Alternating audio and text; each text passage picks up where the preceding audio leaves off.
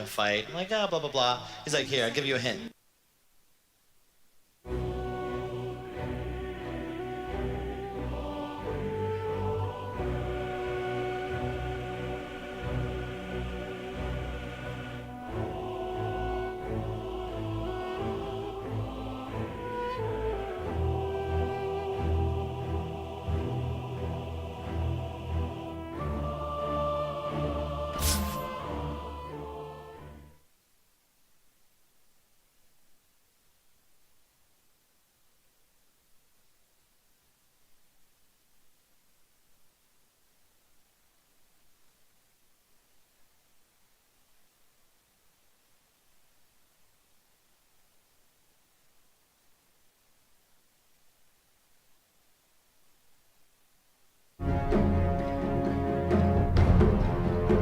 Blue, but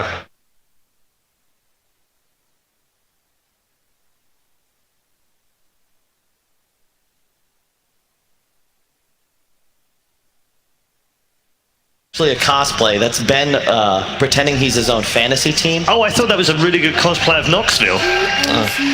It looked really realistic as well. Yeah, his name's Ben. He wasn't quite as drunk as Knoxville normally is. Whoa. So it wasn't quite as accurate. Alk banned out by Gambit. I think whenever you pick Void, it's a must, especially when you're playing against TNC. That's another hero. I think that's obviously Morph Shaker's on its own power level, but I'd argue that Alk is up there too. There's counters to it. You can have a good strategy in mind, but as we saw yesterday, Vici played about as well as he could. I even saw some people pretty angry on Reddit about it, because he's like, okay, so you're telling me they took his stacks, killed him, blocked the camps, killed him again, they're up 20-5, and they still lost. It didn't even look close. Like, this is just, it's just not a balanced concept right now. And I'll be very, very thrilled when he is nerfed into the ground in our next patch. Yeah, whenever that will be. Get your crystal balls out. Coming fall 2019. Yeah. Things are still falling off the trees. Lesh Tiny. Yeah. Follow up from TNC's Leshes. We definitely start looking towards the blood. You actually do Bloodseeker with Void as well. That'd be a bit rough. But it was that combination you had of just like the toss for the Rupture. I like Lesh because TNC are comfortable playing it on effectively every role. It could be the 2, 3, 4 here, even 1. Same with the Tiny on the other side. A little bit of flex. It's most likely going to be the 4 position. 5 seconds remaining. This is the big pick for TNC. Whenever your second pick, you've got to give away a core here, right? Or you're going to take a support and reveal that Lesh and Beastmaster are cores. And then this is the critical one. This is probably your most important selection. You want it to be something that obviously fits and tailors to your draft, but can't be hard countered. TNC in the past, they've picked Enigma in this scenario, but of course that's been taken out. Edgy Night Stalker. With Coddle on the same team, by the way. Obviously you're not going Ags very often nowadays, but still some anti-synergy. Not really, honestly. It doesn't matter. Nobody buys Ags on Coddle. Hey, I'm just going to give you some props for the Night Stalker. I said that. Oh, sorry. Let me just high-five that through that Red's trying to do in front of us. Toby said that early. It's just like... Sorry, that was Carl. We may sound alike now. Toby, you're not helping yourself here. No, there's no help from me here. He's giving you a softball. I'm not taking credit for other people's good things. Did you ever copy people's homework? You did, right? What? No, I just failed my tests. I was the guy that had to copy. I had to do other people's for. I was too busy playing cricket and soccer and tennis. It was money. Oh, Underlord's back. Underlord. That's really cool. In theory, with Void, because one, it's a ton of damage in Chrono with just the Firestorm. But the way it works, so we were discussing how when Void's Chrono is down, the team fight is low, right? You might not want to press your advantage. Underlord allows you to go. Maybe there's a buyback and a fight that you would lose because Chrono's not available, but now you can just call that Uber, boom, you're out of dodge. You can reset, regroup, and then fight again when all your spells are back off cooldown. So it really just matches the way you want to play around a Void. And they're definitely going to need to play around that very well because TNC's got a very high tempo style lineup. Like we talked like Cole briefly, like he's able to increase the speed of things, but Latrak, you just take one kill and you can already start pressuring a tower. Night Stalker can just be this frontline aggressor, and it doesn't take long for these heroes to come online. And then we still don't know who TNC's final hero is going to be, if this is a high tempo mid that gets picked up. Invoker Man. could It's be... like the TAs that we've seen so much as well. But I don't know if it's not as great against the Tiny. I think I'd rather just see a mid-lesh if your matchup's fine. A Razor could be a possibility. Okay. I actually don't mind a hero like Bristleback. I think if you look at Gambit's issues right now, it's mostly sustained damage output and in the mid game, right? If you hit a timing as TNC where you've got Lesh Beastmaster plus something beefy, well, how does Gambit actually kill your draft? You have Coddle as well to drop the Ignis Fatus, boom, counter initiate, deals with the Chrono very effectively. I'm concerned for Gambit if TNC look to turn up the gas with their 22 pick. You need something here that has more of like a low cost, low cooldown ability that provide high damage. Something like Lina could work, but it's just I want something a bit more durable. A lot of discussion over this final ban. A lot of time being used by Gambit actually in the reserve. I can see SF is a possibility, some more stacking damage resistance. You really want a BKB hero against Coddle and Lesh as well. GPK is more of the flashy superstar style of mid, so OD is also a possibility. But again, just I'm concerned about a hero that relies on auto attacks for damage output. I'd much rather a mixed damage core that buys BKB. You don't want something that just dumps stuff in the Chrono? Well, you can do that too. It's like you need something that does like checks a lot of boxes right now and also is somewhat matchup independent. It's very difficult to ever outlane a Shadow Fiend. Toby, what do you think? I'm thinking you want to go over there and ask Blitz. Just 10 seconds of reserve time remaining here for Gambit. They do have the pick straight after, so not a big deal, I guess. They ban the OD and they pick the Quap. Okay. Okay. It doesn't have a disable, but it's low cooldown, high mobility. You can play around with your supports easily, and the CM Aura helps you farm a lot. You don't need to buy a mana regen item. You can just play Dota 2. But here's where TNC, I think it's a dream DK pick. Oh yeah. And all of us, you just can walk down lanes, right? Because Gambit's damage output is, again, very limited until they have a lot of items online. Do you still feel like that's going to be enough, though, with like TNC's timing? As I know, like everyone else is able to walk down lanes and then just make it like that front liner, but then you're running into the Underlord, you're running into the Chronosphere. And you have to start playing around like Dragon Form. But if you have a BKB DK, how do you do anything? Plus, Quap kind of needs to snowball to be effective in this kind of game. It's really difficult because you need a BKB. You prefer a 4-staff hero against Night Stalker, but Quap doesn't really like to buy that item. Now, Yules isn't exactly effective. You can just be stunned as you come down. Night Stalker still has a silence floating around on top of you. It's a relatively difficult game, especially if TNC last pick another stun. The only concern I have out of that is you don't have that way to get like an instant kill. I've seen these TAs with the big hits. Like, I don't know if you get like a Necro who's then able to like drop the Reaper's Sight. Like, it's something along these lines where TNC has kill potential coming from their mid, because that's what Gambit's going to want to run with too. Queen of Pain rotates, it ends up with a kill, and we end up getting Dusa instead. So, very survivable.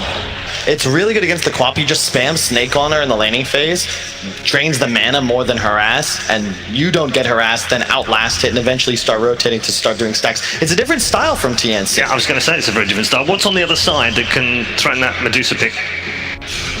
They don't really have, they had damage issues, right? That's what I said. And now you pick an incredibly tanky hero with a Coddle behind him. Yep. So you're going to give Chakra, that lowers the cooldown on Snake and applies, it's plus 300 mana. That's literally just raw HP for Dusa. You have a Beastmaster as well. Tons of map control. I really like this. It's a great last pick, isn't it? It is. I think Gambit need to play better for longer to win this game. One mistake and TNC can just kind of cruise. Toby? Yeah, I'm with Kyle on that one. Like, the Dusa feels very unanswered. At the same time, though, like, it feels like Gambit can play that slower kind of pace. Maybe they can weather the storm and the Underlord. What was the phrase that Cap was using? Infinite scaling. Just let them keep building up, and then there'll be one big fight it'll all come down to. So it's that game you don't want to predict the winner of. All right, good stuff. Time to get into game number one then, ladies and gentlemen. Holding your seat, this one could be bumpy for everyone.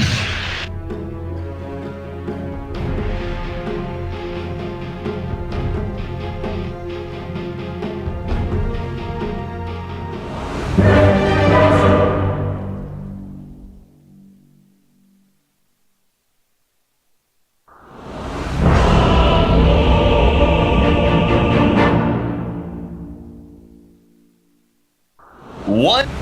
one small mistake and Gambit will be on the brink. That's what Kyle is saying from this draft. This last pick, Medusa, seems to be exactly what TNC is going to abuse Gambit's lineup with. Kyle said there was a lack of damage. Do you agree, Blitz? Kind of. Like, I can sort of see what he means in that, no, actually, I feel like they have a lot of damage. They've got Quap behind a Faceless Void. Yeah, they have CM, who's like one of the best, like, DPS 5s. You have Tiny, who has one of the highest burst damage potentials. You've got Firestorm that you can throw into the Chronosphere. It is still going to be hard to be able to burst down that Medusa, right? I mean, I think you just have to change your item build. Yeah. Like, Void would have to go, Diffusal this game. Diffusal Manta build? Yeah. That's the play for this game. Like, Maelstrom is so value on the hero, but I think that this game, Diffusal is just so good. It's good against pretty much all the heroes on the side of TNC this game. We are going to have a couple of somewhat unique heroes. I'm not sure if we've seen Shotchlo play the Underlord just yet in this tournament, but we are going to. Definitely the swerve was from TNC. Once again, doing the safe lane Night Stalker that we've seen from them many times, but this last pick, Medusa, comboed up with a Keeper of the Light. I mean, that's a really powerful duo by itself. God forbid that that March gives up to level 20 and he gets the plus 300 Chakra Magic mana, plus the Mystic Snake, being able to cast that twice. Yeah, that's going to be pretty crazy. That's so much value, which is why I think the Diffusal is very value for them. Yeah. And I think their laning phase has to go pretty well. Like, I could see a world in which Gambit just gets run over, which is what we saw when Alliance and, in fact, Gambit, when they played against TNC in the group stage, and Alliance in the playoffs. I mean, this team will outpace you real quick. And funny enough, KP not going for the boars. Oftentimes we see that. In fact, decided to go for the axes, and I think he's just going to try to trade up with Dream. I think this is a pretty good idea. You're going to force him all the way back and around by chasing him like this. He doesn't have time walk up in time, so he's going to come back all the way around, already a decent start for TNC. It was definitely a one-for-one trade-off. He leveled axes, then Dream leveled the time walk in response. It definitely seems like Tims and KP want to get full-on aggro against Dream. Our mid matchup, the Medusa of Armel versus GBK's Queen of Pain. How's that supposed to go?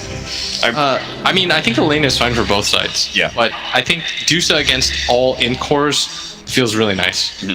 Get rid of their mana. It's hard for you to ever deny the range creep. Yeah. So Armel might have the slight advantage here, and that is pretty dangerous because Armel has been a monster in the mid lane. Yeah. He has won so many lanes that I feel like he shouldn't. I mean, so is GPK. Like, GPK this is probably one of the more anticipated matchups in the playoffs for me, just because I feel like GPK has been an absolute beast. Like, he's gone on a tear.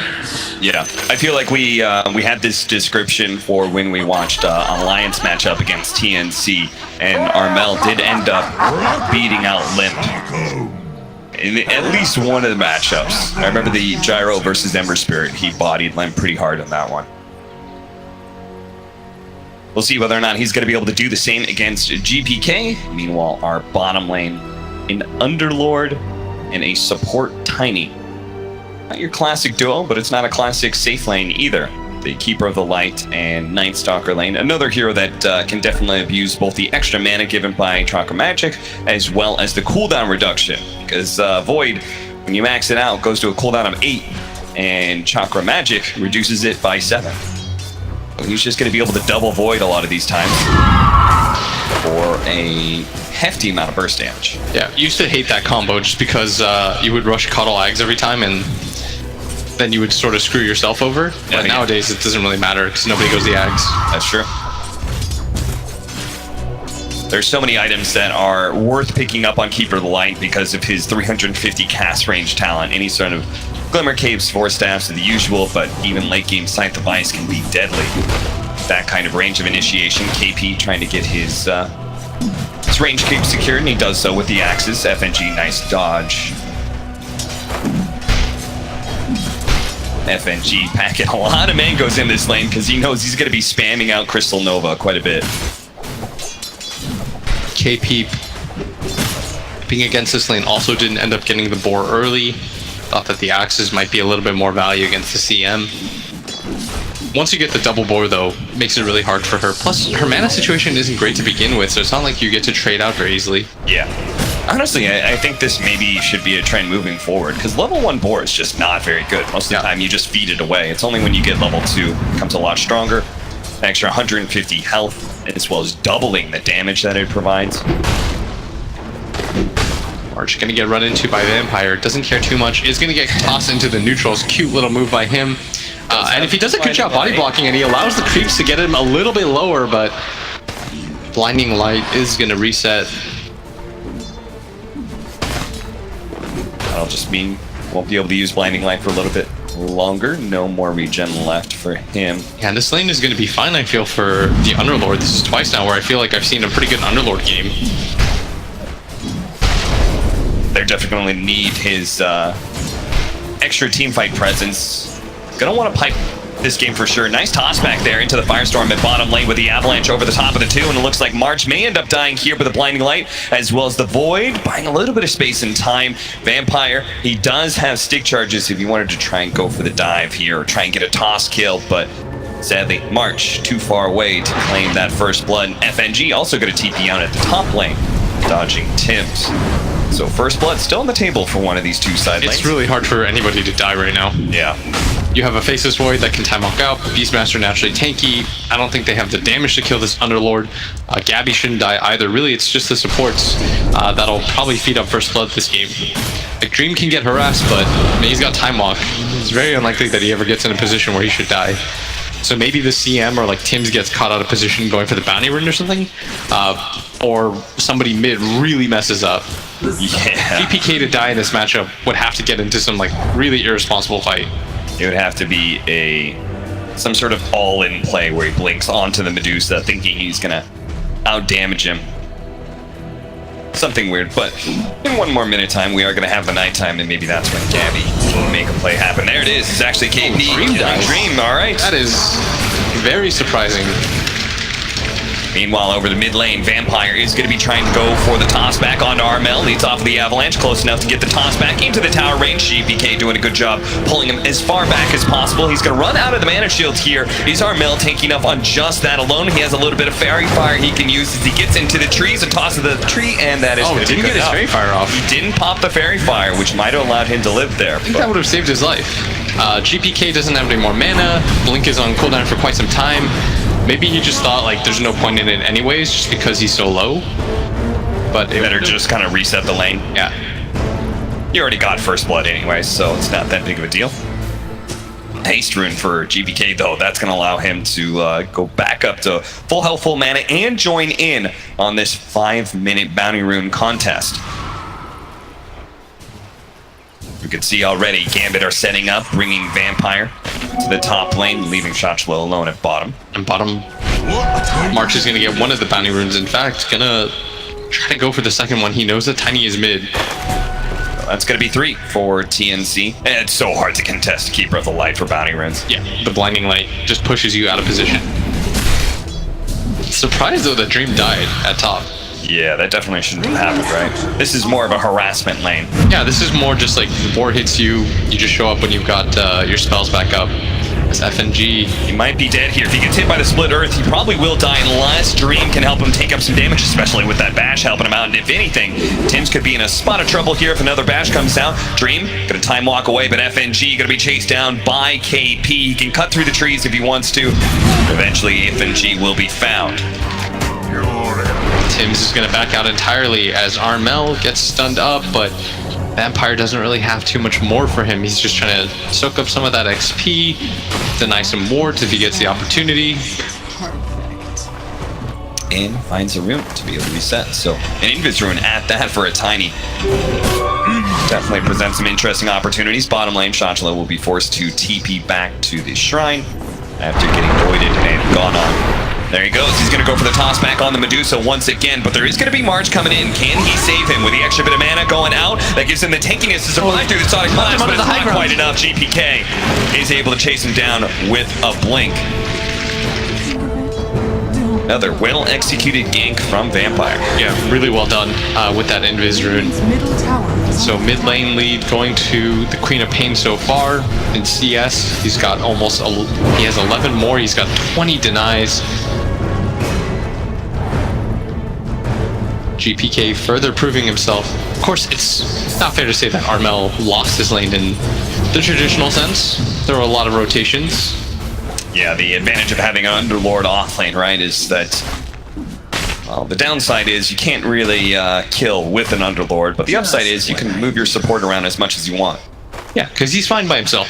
Gabby, with just the help of the Coddle, can't really do anything about him anyways. Yeah.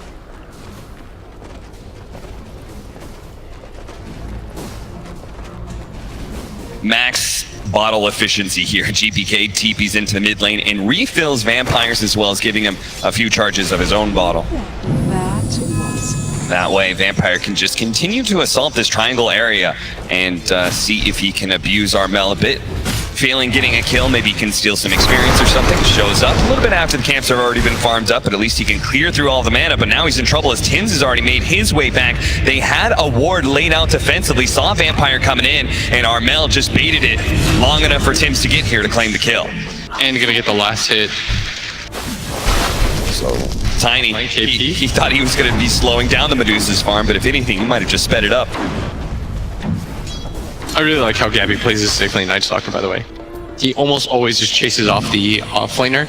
We saw that when he played against KP2, right? Or when he played against 33. It was the Night Stalker versus Abaddon. Just never let him get his level 6. Of course, it's not that dangerous on the Underlord, but still, it's how much you know your Beastmaster's getting at the same time.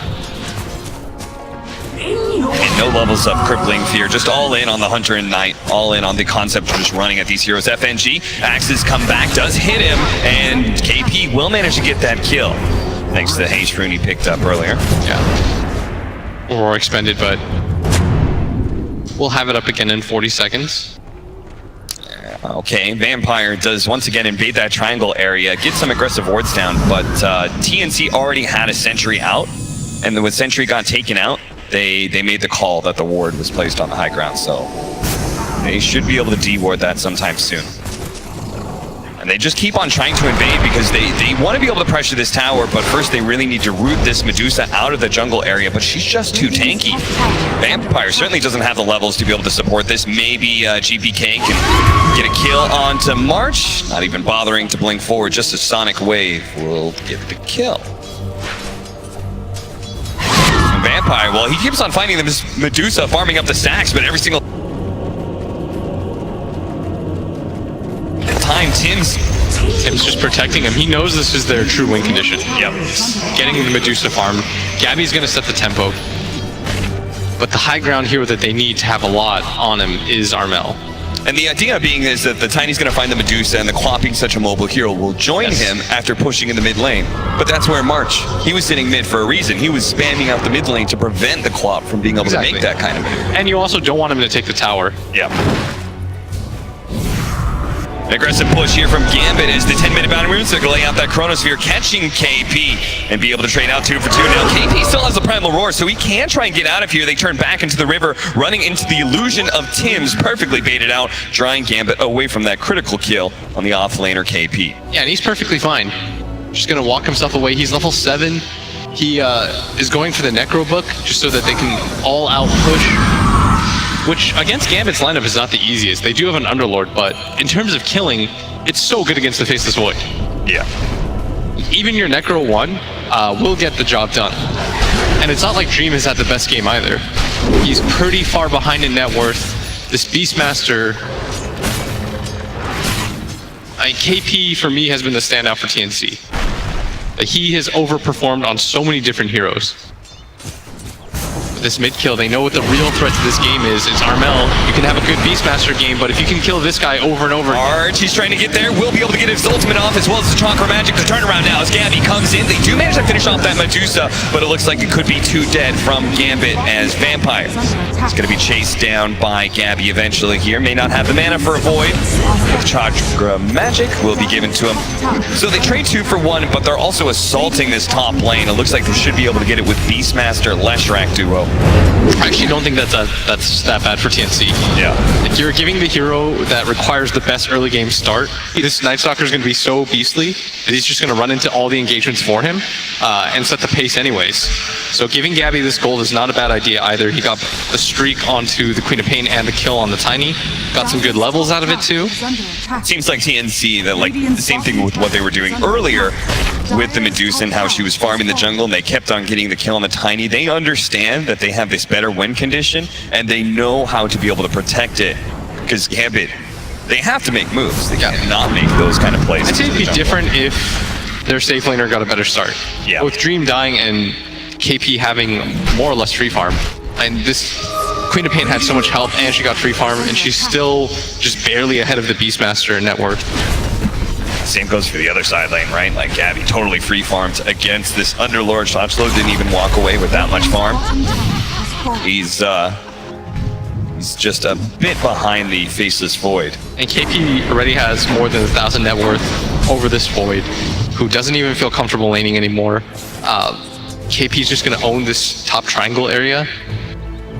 Like, that's so scary, especially when you're going the Necrobook build, because normally there's this window where Beastmaster hits a really awkward, like he just doesn't really do a whole lot because he's still trying to build up his Necrobook, but since he's so overinflated in net worth, he's going to come online a lot faster and farm faster too as a result. Pretty much got it.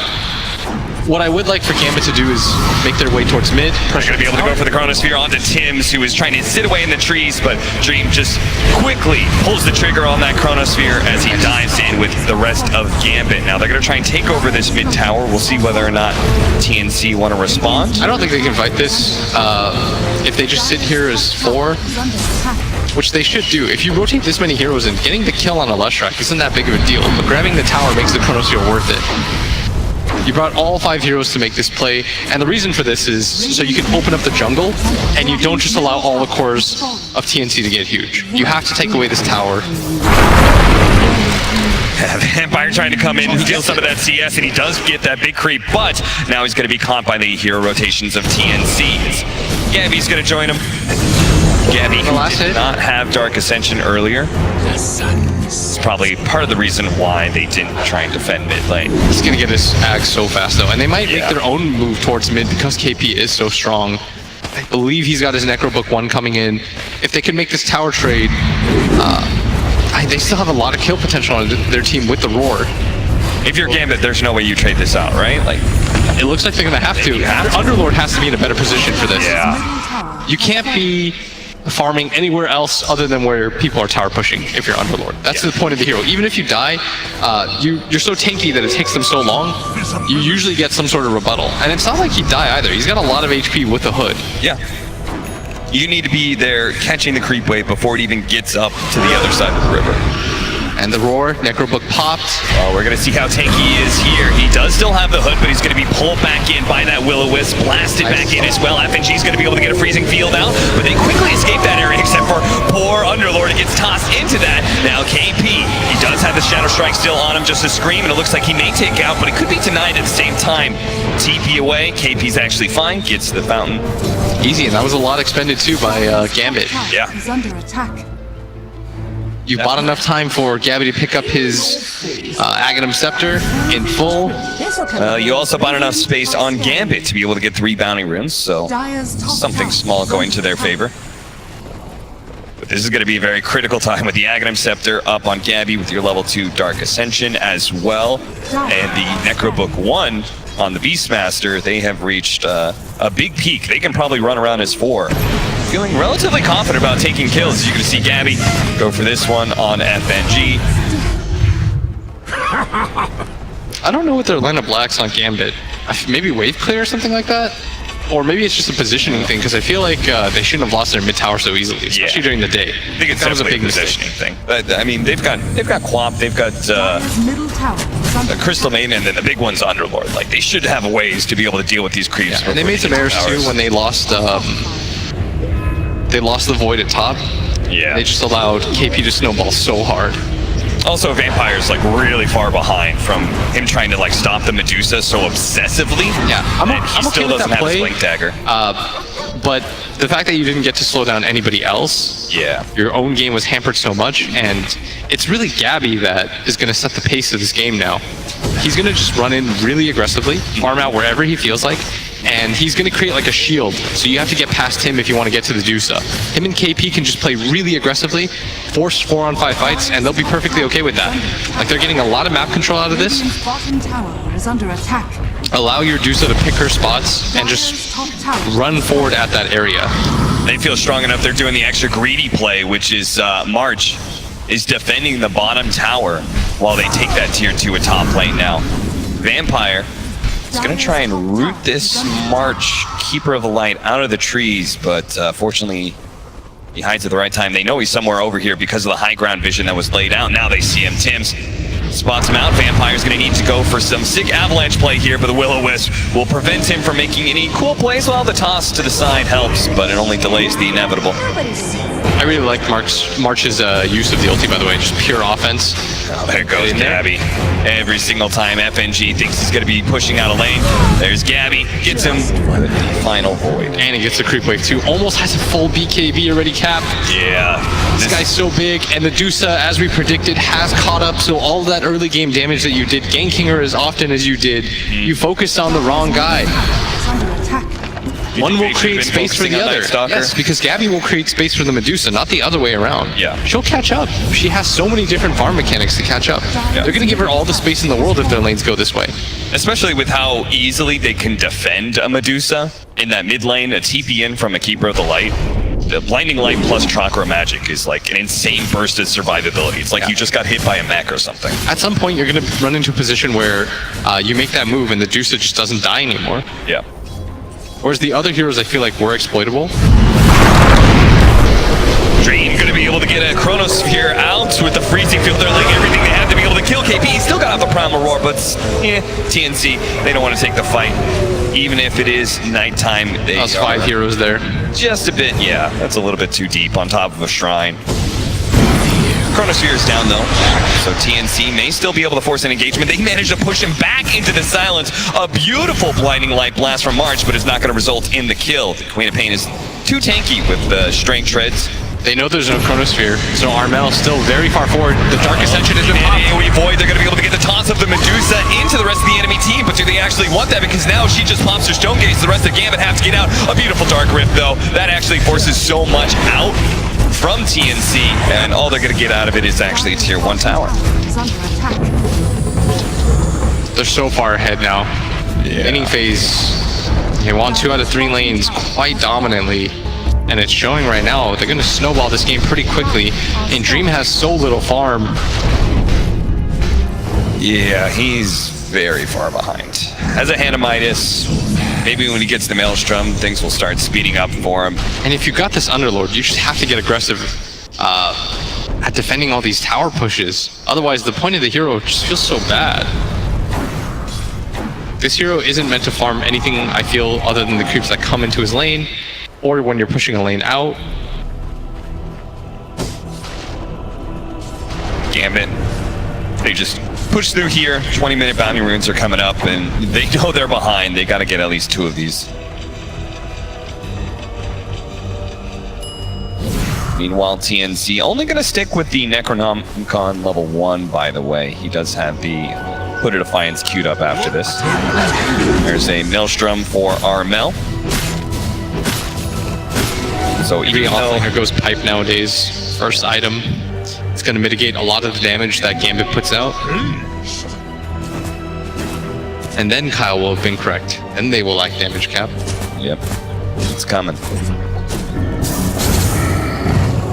6,000 net worth lead. Gambit just gonna push back and forth, finding whatever farm they can. They just gotta buy time for Dream to Hey, their team fight is still very good. Yeah. They just need items on the Void. Once they get items on the Void, their lineup is kind of okay. Well, maybe they can fight with the Orchid. GPK has that coming in. They can't use it against Medusa because of the Manta, but it will be a useful tool to blow up some of these supports or maybe stop Well, I say that Gabby actually already has BKB, of course. So maybe options are a bit limited. Radiant's bottom tower is under attack. Invisibility. Roche by Gabby. The rest of the team nearby, and Armel gonna help him out a little bit. I mean, that is full confidence right there. They don't have a medallion. Beastmaster certainly Not helps, nighttime. but they don't have like this insane Roche-taking hero. They just think Still they're going ahead. for it. They- Gambit's not willing to fight them, so Fortified. TNC's like, screw it, we'll get aggressive. Yeah, why not go for the one objective that almost always people are willing to defend? I almost feel like TNC is inviting them for fights, but Gambit, they're avoiding. They're going to try to play on the late game potential of their Faceless Void, Queen of Pain, and Underlord. I just feel like their cores are worse, though. Yeah. This is one of those Plan B scenarios, right? This is what you originally wanted, but now you're going to have to play for high ground defense. I don't know if you Chronospheres, really have a choice is the Firestorms. problem. Yeah. Fighting into all three of these cores feels real rough right now, considering how good of a start all of them had. Yep. Beastmaster's starting to lag behind a little bit, but he's still a lot more than the Underlord does. And the impact that he puts out with his item build, I feel like, is just better too. Probably just waiting for Natural Night.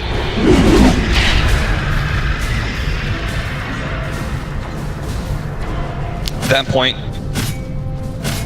do you think they're going to push high ground during this next nighttime? Because it is a bit of a risk, right? They really like going high ground. Yeah, that's true. I think if they had pipe, they would do it.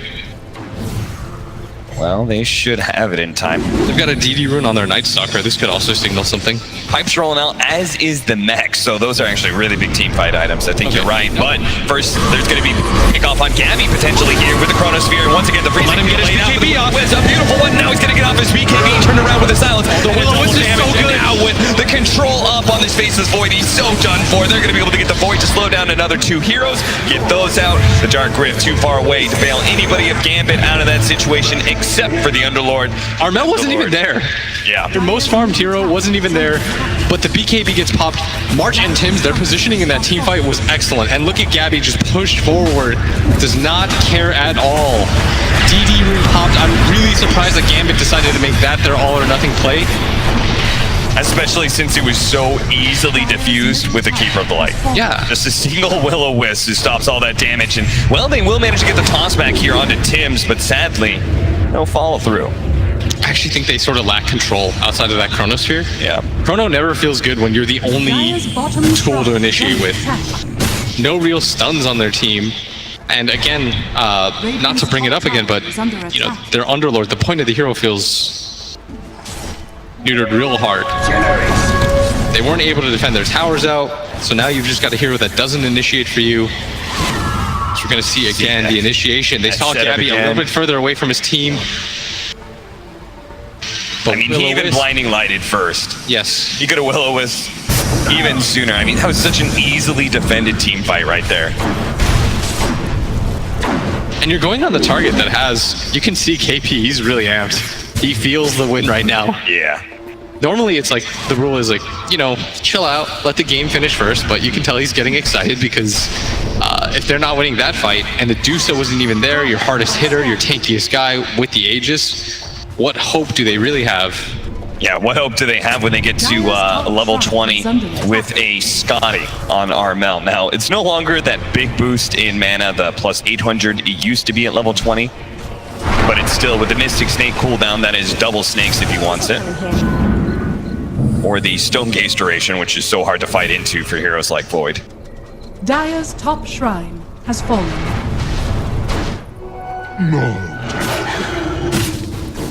Natural nighttime is up. We'll see if TNC do indeed try and go for the push in this next 5 minutes.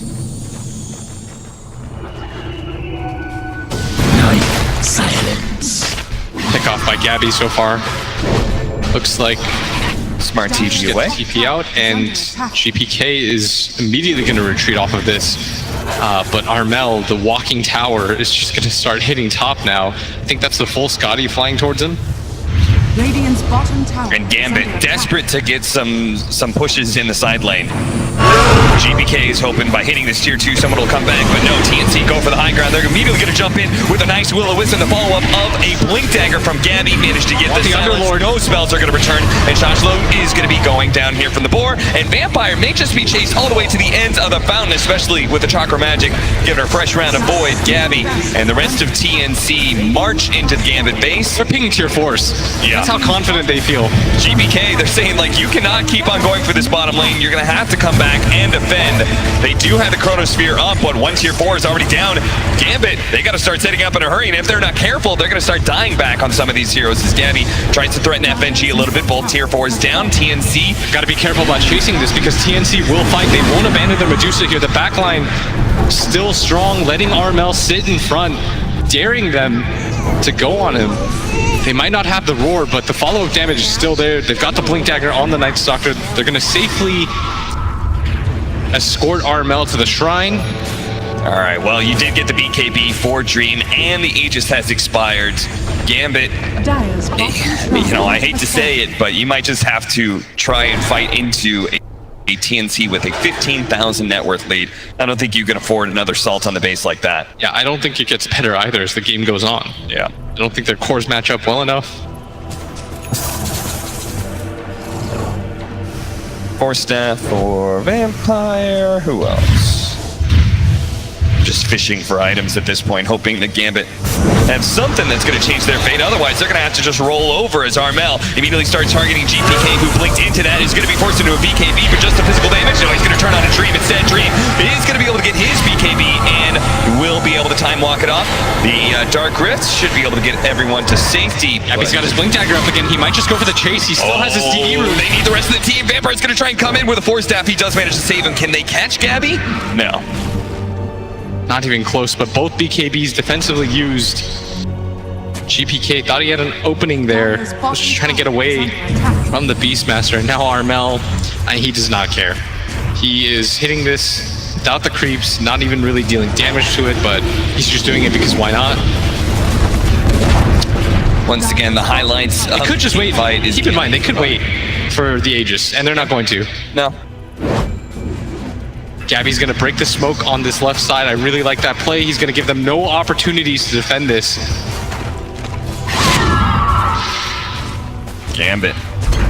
What's your way to start this fight? What is the strategy? It's got to be some sort of toss back. I'm not sure if you want to go for the Medusa. He does manage to get the real one. He tried to go for the Manta dodge, but no such luck. They're going to be able to get the Chronosphere onto Armel. Light again! Will-O-Wisp, as well as the Blinding Light, just making things terrible for Gambit. They're going to have to retreat back to their fountain, but they've already lost their 2 supports, and Underlord stuck here with no damage. They try and fight up against Gabby. No such luck there. They're just going to call it. They know it just doesn't matter if their cores live through this fight. They don't have the damage to deal with TNC. And TNC is up here just embarrassing good teams. They're on a roll. It feels so scary to play into them. Yeah. They beat you in the early game when they've got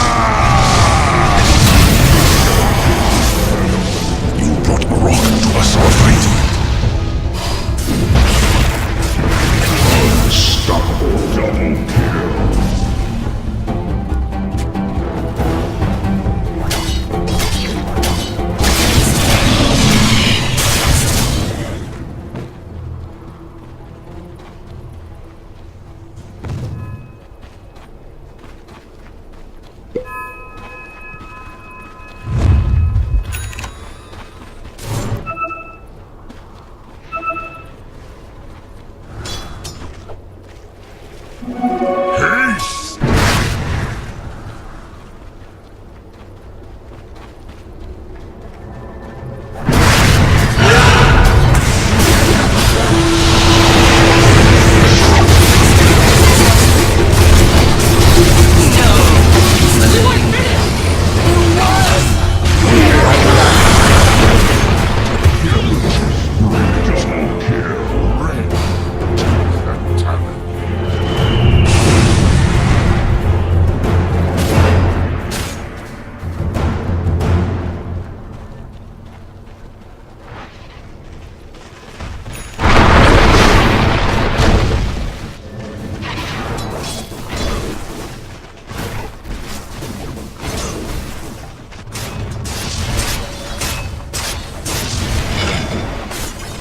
Radiant structures are fortified. Dire's structures are fortified. Radiant's bottom tower has fallen. Radiant are scanning.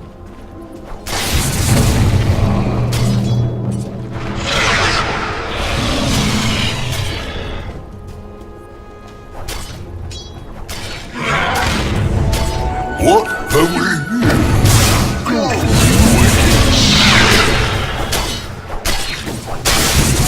No, taste that.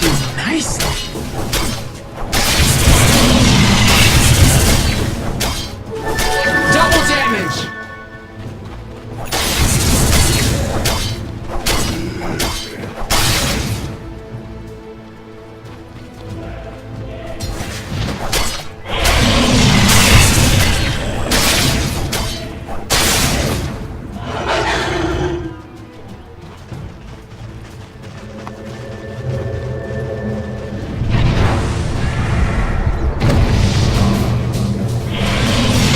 Are scanning.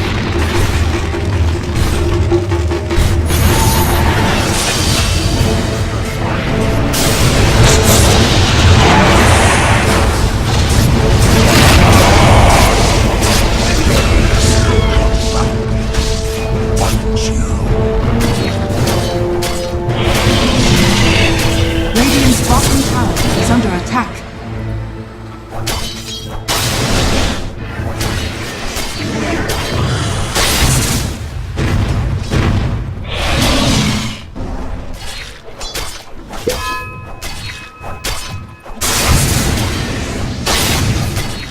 Radiant's bottom tower is under attack.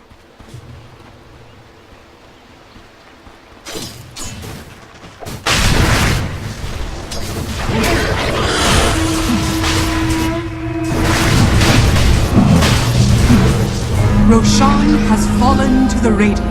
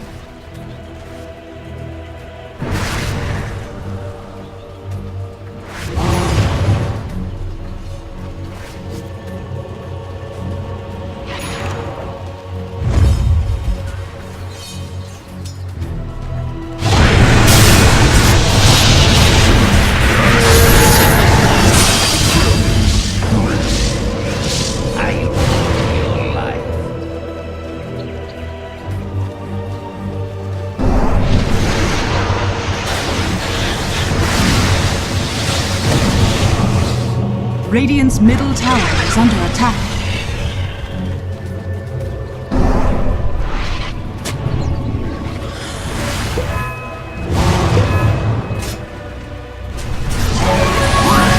Regeneration!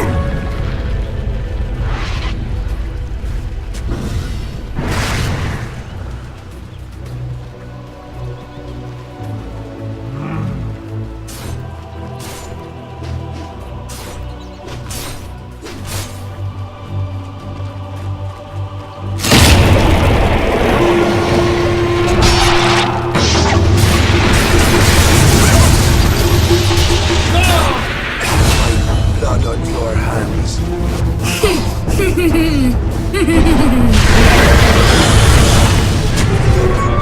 Invisibility.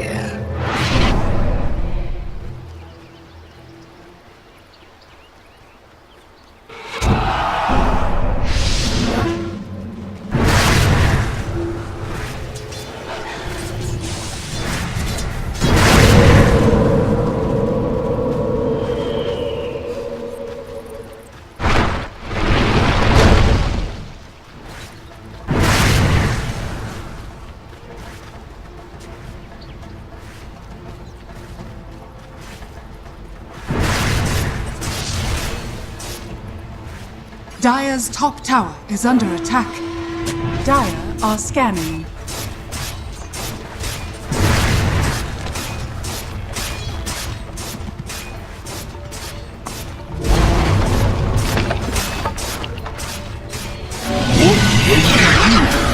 Dire's top tower has fallen. Coin for me.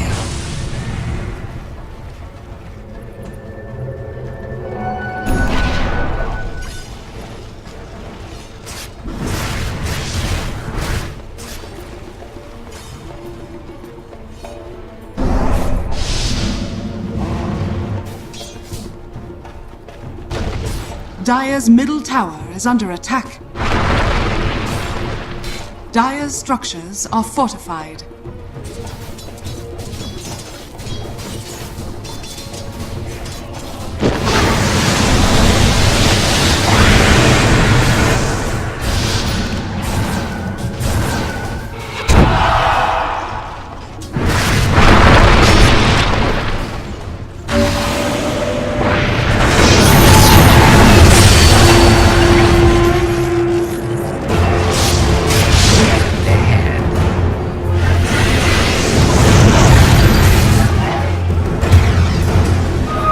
What need advises? You thought me gone, did you not?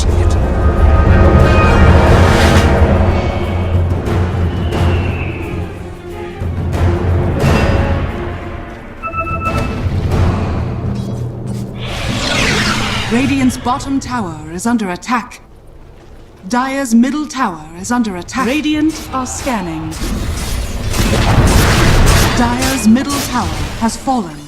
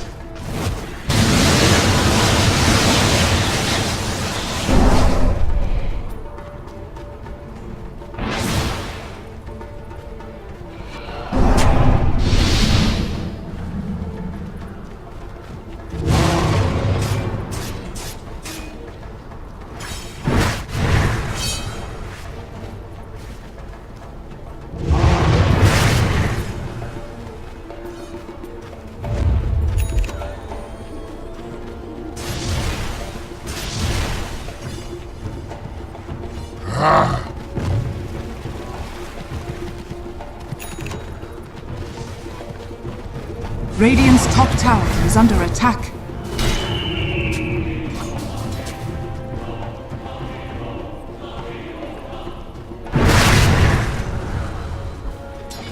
Dire's bottom tower is under attack.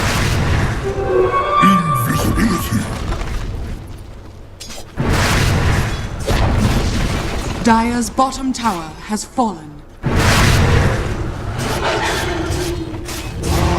Dire's bottom tower is under attack.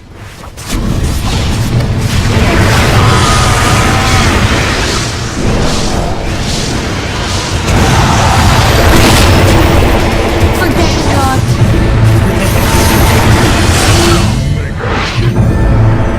Dominating stages.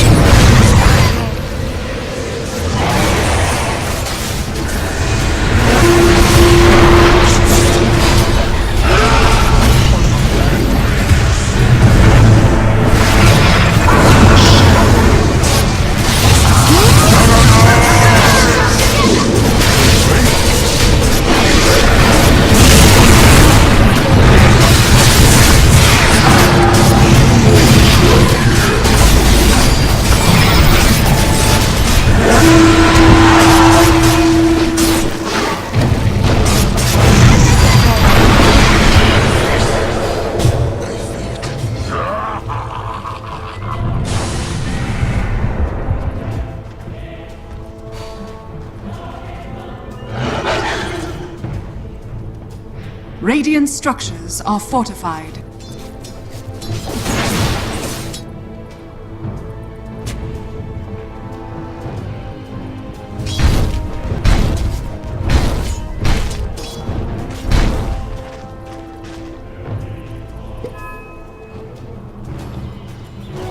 For the twins. What have we here? The flayed ones keep you safe.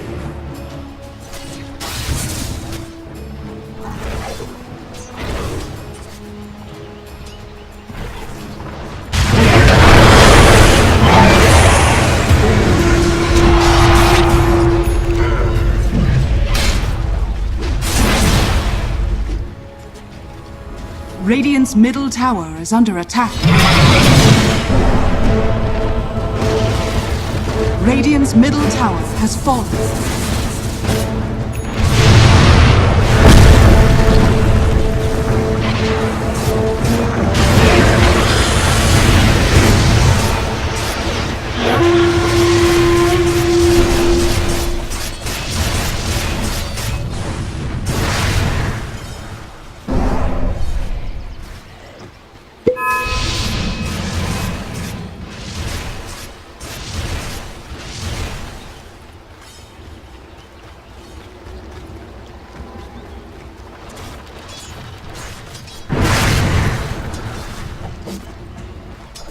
Dire are scanning.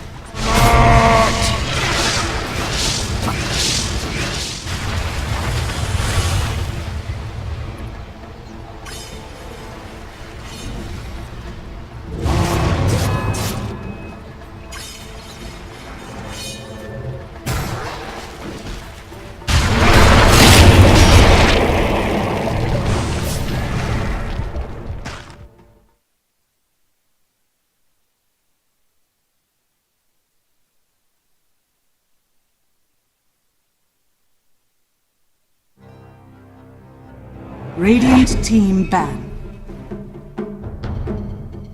Like, the team has to like it or else it just doesn't work. Sorry, we'll move on, Kyle. I just over here lighting matches, lighting them under They've Toby. picked Lich 3 times so far this tournament, but it was all second phase. This is the first time they're going to first phase it, and it's already, in a way, been handled. The shield prevents physical damage, sure, reduces it rather, but now you have Lena Ogre, incredibly high magic burst, which is very effective against heroes like Bloodseeker, who are going to self-buff themselves, sure, but then they also take that amp damage. Oh! Hey, we get to talk about it! We have attackies! Okay, well, you're on your own, buddy. Good luck with the draft. Kyle and I, we're both done, right, Kyle? Are you done? Okay, I'm done. All right, hey, Cap, if you want to switch over, I'll cast this game for you, man. You can come and panel for it. Techies is up. I actually have both Fred and Kyle who've walked away from the panel right now. Chen answer from TNC. A bit of a pain in the butt to Techies, but it's not that bad. And an Alchemist as well. You think TNC were ready for this? Because it feels that way. Come on, we were ready for this. It's totally ready for this. Yep. This is not the techies game. Like the worst thing a techies can go against is a creep that's able to tank not 1 mine but 2. Like it doesn't matter if a creep walks in and just kills off 1 mine. That's fine. That's farm. But if they can start taking out multiples, then you're in trouble. An alchemist, he's the core who can walk through the minefield and not care. Exactly. And so I'm going to go out on a limb here, and I'm going to say, before we even see the last picks, The TNC of 1. I guarantee TNC win this game. It's because wait. You also have the other argument that a team that has an alchemist is going to win. Correct. The game. And that's why I love this. And also credit to TNC for being prepared for something that I would never have thought we'd see in an upper bracket final, but they're clearly ready for a techies pick. So there is one really big advantage that Gambit can really utilize here, and that's the fact that the movement of Chen will always be scouted out, and you're able to get a lot of early burst damage in. So Chen's influence in the early part of the game may be really limited once techies, like if he goes right, which I assume he will, with the blast off early on, you're actually able to harass the support heroes out of the lane, and with the survivability of Bloodseeker and what Lich is able to provide as well, you can move the techies so it doesn't just have to be this 2-1-2 style lineup. The SK is very adept at being by himself, and that allows the techies to actually prep multiple areas on the map. Yeah, so everything Toby said is cool and all. Alchemist, however, will have Radiance, BKB, a Heart, a Manta, really whatever he wants by about 18 minutes. I don't even think Techies will be level 12 by then. Okay, so there's a secondary phase then. So Techies is only meant to secure lane and then control region. So if Gambit actually put some effort into this and push up and start controlling the area the Alchemist is able to farm and watch it, you're able to put these, I like calling them like the Trinity mines. It's basically a triangle position of a mine with a stasis trap in the middle, and because he's got names for them. Of course I do. Come on, this is the one hero I can actually be analytical about. And with the stasis trap in the middle, you'll trigger 2 no matter what when you walk into it, and it gets a high amount of damage, and it's able to be put on the choke points around the farming areas. The changes to the map that happened a while ago actually allow you to just put 3 of these traps down, and you can control an entire section of the jungle. I see. Thank you very much. So if Gambit do this and start contesting TNC's jungle, then I like it. But yeah, TNC's draft is really good. As the great strategist Sun Tzu did say, he who controls the high ground choke points does have a significant advantage in warfare. And when you're playing against the techies, you know, we're going back in time. You got to watch out, booby traps and all that. Yes. You see a Don't look at me, I'm broken over here. You need a crazy hero now for Gambit. Your win condition is... You've already got a crazy hero. What are you on about? No, you need something. You need to get wilder here. Yeah. Right? TNC, they have this perfect dock lineup. They've got an Ogre to buff his ability to farm, like Chen to secure lanes. You've got tower pressure, a ton of burst. Gambit need team fight, and they need something that can also just eat towers. They need to just crush this map somehow. Meepo, really, even into Alesh, I think, is still possibly your best pick. Yeah, I would still go for it too. Like it's that type of fast momentum that you're able to play with some level of space that gets created. Techies doesn't work, like, even though you think he's a late game hero, it's only because he's dragging the game out. He doesn't actually help you win the game late. You need a hero who's just able to explode. Remember StarCraft? It's like you want to play... The resources are drained on the map. It's trying to push with the siege tanks, okay? It's a gyre. Yeah. Is that crazy enough for you, Kyle, or...? It seems a bit timid to me. Sure, Gambit could win all of their lanes, crush the game, get early BKB, take 3 towers before TNC take any, dominate Alchemist throughout the game, steal his stacks, block his Ancients. It's possible. Stuff up. Yeah, and just create a bunch of Trinity positions throughout the enemy jungle to prevent Alchemist from accelerating. I have not mentioned complexity once on this panel. Keep your mouth shut. Well, they don't have a Dota team anymore, Toby, so that'd be a little... I wonder why. A little irrelevant. All right, which way are you going? Has the techies pitched you, or are you on the Alchemist train? I'm trying to think of like some challenge. Like, I feel like I'd lose enough face if Toby's somehow right and this Techies comes through and looks like it's an actual hero. He will, if they can get there. 251 damage on that level 25 talent, the most in Dota 2. Okay, all right. Pay dividends. This is Enough nonsense now. I'm going to let them carry on arguing, and we'll see who's right at the end of game number 2. It's a Techies game. It's not a 251. Turn to a 251.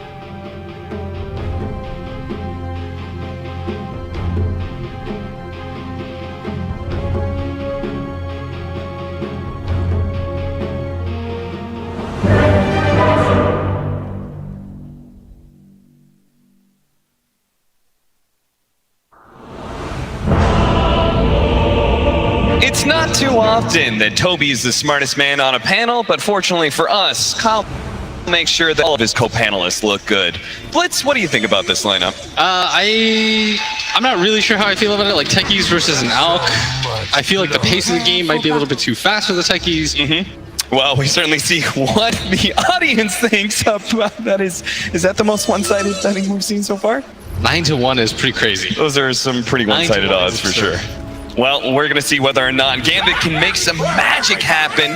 Maybe it's science with some Techies picks. Vampire, I do agree with Toby, though, that I think Vampires is like probably the best Techies in Dota right now. Also one of the few people running it, but still, he had sick Techies. On his team is already tipping him. But do they have the lineup to deal with it? They've got a lot of range damage onto towers, and they have a really, really tanky core in the Alchemist. That really leads me to believe that their lineup might be good enough to do this, but of course there are other heroes on the side of Gambit. You've got plenty of different ways to stop a tower push. Chen creeps to run into mines, tanky heroes like Ogre and Alchemist. I'm listening to like 2 different groups of people shout Gambit, but they're not doing it coordinated. We gotta sync up the sides of the room together. Okay, like Gambit, Gambit. Bit of an echo chamber. Yeah, just follow that guy. He knows what he's doing. Fight over the bounty runes. GPK is going to join Shachlo up at top lane, and they're going to leave the Techies at bottom for a defensive tri-lane at the start. But because Gambit was able to secure that top one, they're actually going to get 3 of the first bounty runes. Already a win over an Alk lineup. I thought maybe Vampire would like try and stick it out in bottom lane just because this is going to be kind of a tough lane for a Bloodseeker, right? This much magic damage. Alina, Ogre, Magi lane. Ogre's a hero that can man fight you when you try and challenge him. You've got chain stun opportunities. I need GPK to dominate this matchup, even though I don't think it's an easy matchup for him to dominate. Yeah. You're going to have to just ask a lot out of him, because I feel like if this Alk gets online too late, or too soon, a lot of the heroes on Gambit are going to feel useless. What do you have to do to win this matchup as Gyrocopter? You have to find positions where you have to, like, you're going to get 1 or 2 moments where your rocket will catch somebody out, and you just all in black. Trade off back and forth of spells at bottom lane. FNG and Tim's going at it as they both try and do what they can against this Bloodseeker. There's the chain stun combo against FNG, taking a lot of damage as a result. Our top lane, a nice little combo though. Sand King and Techies. A lot of magic damage, a stun to be able to set up the Suicide of Blastoff. FNG already getting pretty low, but this Lina Ogre combo, like you said, it's pretty deadly. Yeah, KP feels real good about taking these fights, and this should be a kill on FNG. First blood goes the way of KP. Do manage to get the blood right damage on the other 2, so that'll take away some regen, and yeah, sure, Dream will get some CS, but at the end of the day, it is a lane that is going to be very difficult for this Bloodseeker, especially with a nice pull coming out from this mid matchup. I'm asking the impossible of GPK. Yeah. Bottom lane, a lot of damage going on to Dream. He's going to throw out another blood right, connects on a Tim's, who's got to be careful. He's going to back himself away. They didn't bring a healing salve. I thought FNG was going to bring a healing salve with him to this lane. That way Dream could actually heal up, because he doesn't have Blood Rage and he only has a single Tango, so this is not great. Maybe he thought he wasn't going to be in this position. GPK getting low from all the trading with this Alchemist. That is one of the dangers, right? When you feel so pressured to like, oh, I gotta kill this guy, I gotta kill this guy. Sometimes you just overplay your hand. Yes, and that's what it's difficult because you need to shut him out. Yep. But I think it is kind of a free lane for Alp because he never feels the threat of the kill. Yep. Maybe a gank, but who's gonna gank him? The techies? Yeah, we saw that last time where the missile was put on him and GBK tried to position himself for a good rocket barrage. Armel just hid inside of his own creep wave. Yeah, he's got to push out the lane first, but the hard part is Alp does the same to you by just laying down the acid. GBK really playing with fire right now. Can't really go into the acid spray to complete this kill. He's going to walk through it now. He does have Fairy Fire as well as the healing salve. That scared me. That was a little close, but a low health Alchemist does help out the Bloodseeker lane at least. Gabby trying to chase the Sand King out of his Sandstorm. Now it's an opportunity for GPK to get some damage off. Yeah, that was great. Keep this up though. Dream. This bottom lane though is such a worry for me. Yeah. I don't think the Bloodseeker trades very evenly here. It's okay. He's still doing all right in CS. Like, even though this is going to be a tough He might lane. have his opportunity pretty soon, but the lane is going to push the other way. And he needs some regen brought to him if he wants to get aggressive.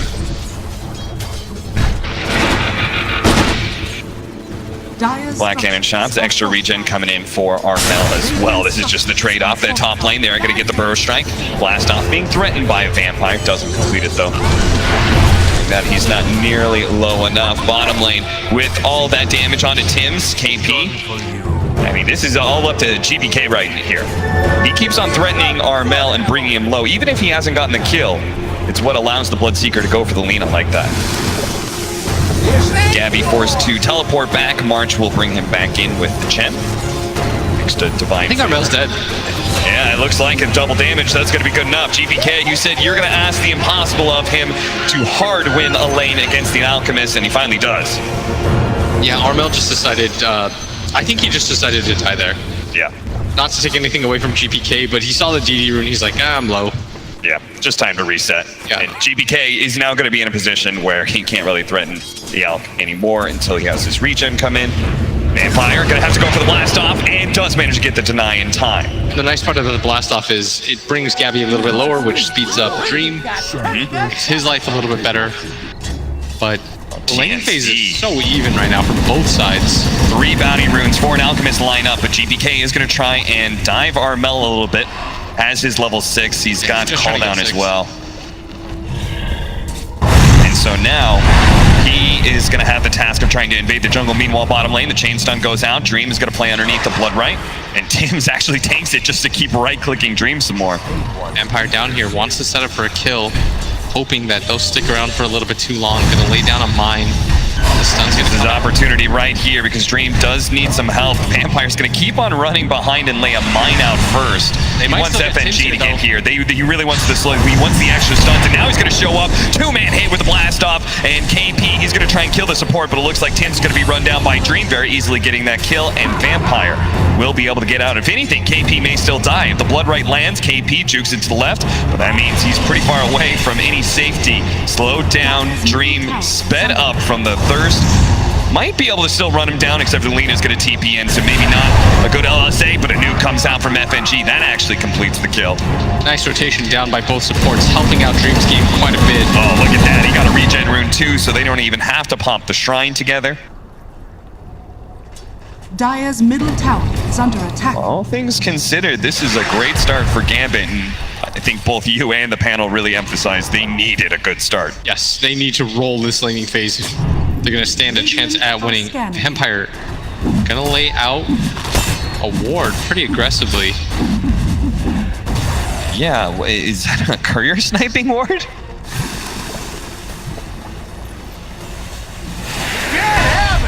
Like, what else is that ward for? Like, is he going to go for a remote mine, a deep remote mine play? I guess. Try to get the jungle going? Yeah, it could be. I mean, yeah, I guess that kind of ward we'll see, maybe see the Alchemist as he rotates into the triangle sometime. Meanwhile, though, GPK, he hasn't really tried to address the jungle instead, just to trying to address that mid tower as soon as possible, and he did a good job of it. The tower already down to 118 health. If he can kill that tower, loosen a bit of the dire hold on the jungle. Top lane, Shashlo and Gabby playing underneath the Sandstorm, but Gabby, he has the superior firepower. That's the advantage of this Leshrac pick against the Sand Dire's King. bottom tower is under attack. Very nicely played. And Tower. he's trying to get aggressive on bottom lane, but he just blood right, heals himself up through the blood rage. GPK takes mid tower at a very good time. Yeah, he just went in. He knew it was low enough that he could just backdoor it. He's doing very well for himself in this lane. Yeah. So now he can push in the mid lane, which will allow him to either rotate into the jungle and try and address Armel, or he can go to the side lanes. A haste rune, that's an opportunity for sure, especially with the phase boots he already has. If they could somehow invade the stack, that would be a pretty game-winning play from Gambit. If they could find out where the stack is. GPK Hasted is currently trying to. Wraps around behind mid, showing his haste rune off in the last few seconds. The rupture in bottom lane on KP, but the tanky Ogre Magi, that was kind of the concern. The Ogre as a core, good stand up to the Bloodseeker. And the, more times they go on this bottom lane and fail to get the kill, the less pressure they're able to put out on the other TNC heroes, specifically this Alchemist. Yeah, they just want this passive phase right now of the game while their Alp gets closer and closer, like you said. Just chill out, let the Tim's Lena push out mid lane. Let everybody else deal with that. You're gonna hit this really sick timing anyways with the Lesh core and the Alchemist. You'll have two ways to frontline against towers. Just don't let Vampire get too involved into the game. Get levels, get those remote mines up. Be that nuisance we saw in that game against Quincy Crew. I do like the fact that Gambit aren't trying to like disguise their pushes too much. They're just going for okay, TNC isn't gonna fight our Gyrocopter. Let's just go for it. Bottom lane though, they are gonna be able to get the rupture on Gabby. Chen brought him into this push, but now Shashlo is gonna try and make a kill happen here. It's gonna lead off onto KP. KP getting into the trees until he's pulled back by FNG. And Gabby, who still has the rupture on him, is kind of stuck. Vampire's gonna go for the deny of the blast off. Does manage to get it. Doesn't hit the damage onto Gabby, but it looks like Dream may be able to get him. The body blocks were almost there from that Frost Ogre, but it looks like it was actually good enough. He doesn't want to chase Gabby underneath the tier 1 tower. Instead, they're going to have to content themselves with a kill on March, which I'm sure they are pretty content. They got a 5 position and a 3 and the bounty runes here in bottom lane and 1 at top. They got 3 bounty runes. They're going to feel real good about that. And they're winning these mini skirmishes. And they're getting the tower. GPK, he's going to be able to backdoor this one. Yeah, I really like how GPK is playing. Being very aggressive. He doesn't want to get into a... They baited him in to try and go for the tower, and he got the multicast. That'll allow Gabby. He doesn't actually hit the splitter. That's going to be a bit of trouble. Now he should be able to run him down still with all that magic damage, unless the missile creates enough space. KP tries to rear up the fireflies, and he gets another multicast. Of course you do, KP. FNG runs out of damage. 25 HP left on that Ogre. He has vision of him too, thanks to the thirst of the Bloodseeker. And that is Dream, who's going to come up to this top lane. Coming up here fast. He knows he's denying the tower right now. He can't actually get to it in time. If he's trying to do what he can. The Blood Right comes in. He's going to be able to dodge that, rupture out, and eventually just runs in circles. Dream will get that kill. Still though, KP, he killed the Gyrocopter and he got the deny on the tower. Well worth it. At bottom, Tim's does his level 6, but won't have nearly enough damage to get rid of Shachlo. But all this time is created for one hero and one hero only. This Alchemist has been farming the jungle. He's had a very good time of it, and it's not even like they're trading out very poorly, as we're going to see again the replay. And it all leads with the missed stun by Gabby. This should have been so much easier for them. Especially because of the multicast. But just a little off point there. GPK with just a really good read on the situation, running up, knowing that Gabby would probably overshoot his split earth, anticipating GPK to just run straight back. Still though, that Radiant's just 800 gold away for Armel. But the rest of Gambit, all their cores are looking pretty good right now. As the Bloodseeker has a 500 lead on the Leshrac, the only core you really can compare to at this point. Armel running past the mine. Seemed like he wants to stop to kill it. Vampire hit now has hit his level 6, which is very crucial for him in slowing down some of these tower pushes.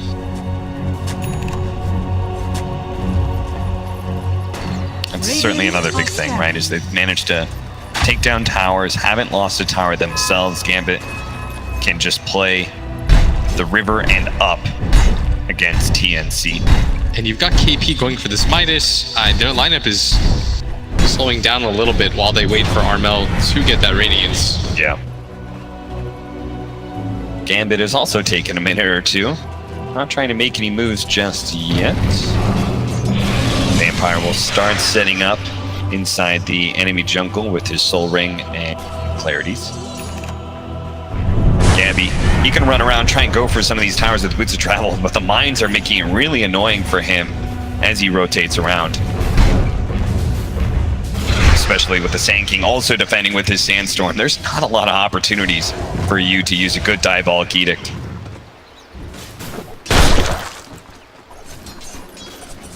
Sand King still trying to catch up in this game.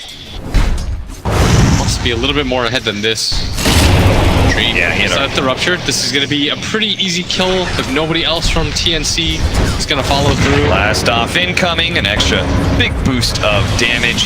This is pretty unfortunate that he's not going to get his Midas during this time. That's true. And you're going to get 2 BKBs potentially at a very good time for Gambit. And I think they want to get into these fights early on where the Lesh and the Alk Radiance doesn't do that much damage when they get double BKB. Right. Is under attack. But the Alk is getting so far ahead. Double BKB plus the pipe that's going to be on our Sand King. Yeah, but look at how far Armel is. Maybe it doesn't even matter at this rate. It's 3,000 gold ahead of anybody else in the game. They need a good smoke gank at this point, or they need to be faster at taking these towers. One or the other. It's funny how just controlling one small area of the map with an Alchemist lineup is good enough for you. Is under attack. They forfeited almost everything else but this triangle. But as long as they keep stacking for him and such, they push out the lane. Shotchlow is going to be blown up here in the bottom with Tims and Gabby combining forces now. Vampire is going to start setting up some remote mines and maybe a blast off, but Radiant structures are fortified. sentries laid out all over the place. Are fortified.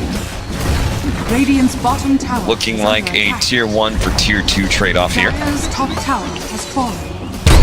An experience advantage for Gambit for sure, because they're able to spread out and farm jungle. Gotta be careful. Was getting quite low. But Alkno now going for the BKB. They're going to secure themselves some bounty runes. They'll grab 2. Pushes his lead even further. Pretty much has the BKB now because of that.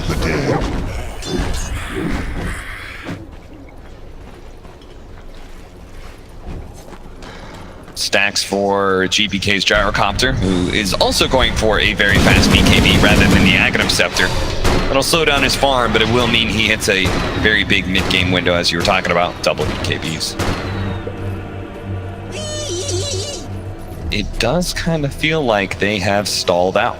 They did really well for themselves, I would say, in the laning phase. I think they kind of overplayed their lanes a bit, the Gyrocopter especially. I think this is partially due to techies, if I'm honest. Yeah. Like, you can't really push with this hero, right? You're going to be... Yep. You're creating an area of the map where the enemy team can't go, but getting yourself even further than that is just a little bit more difficult. They spot the Lina. FNG will be able to grab him here. A blast off, not quite enough mana. Does have it now. It's only level 1 anyway, so they really want him to run into be able to get this damage, and he does run into some mines now. They're going to throw out the Chain Frost. The blast off doesn't actually land. The Chen heal comes out as well. Now Vampire's quite low. Yeah, he's got to be careful, especially he's going to pop the Soul Ring. Of course he does. Lays down a mine, but that's just going to lead to his doom. I think they were trying to corral him into the mine so they wouldn't have to commit, but they end up just getting him killed instead, and the Chain Frost didn't even really connect too hard as Armel runs through a bunch of mines, doesn't seem to care at all, has that BKB complete. Maybe they start going for this mid tower now with the techies dead.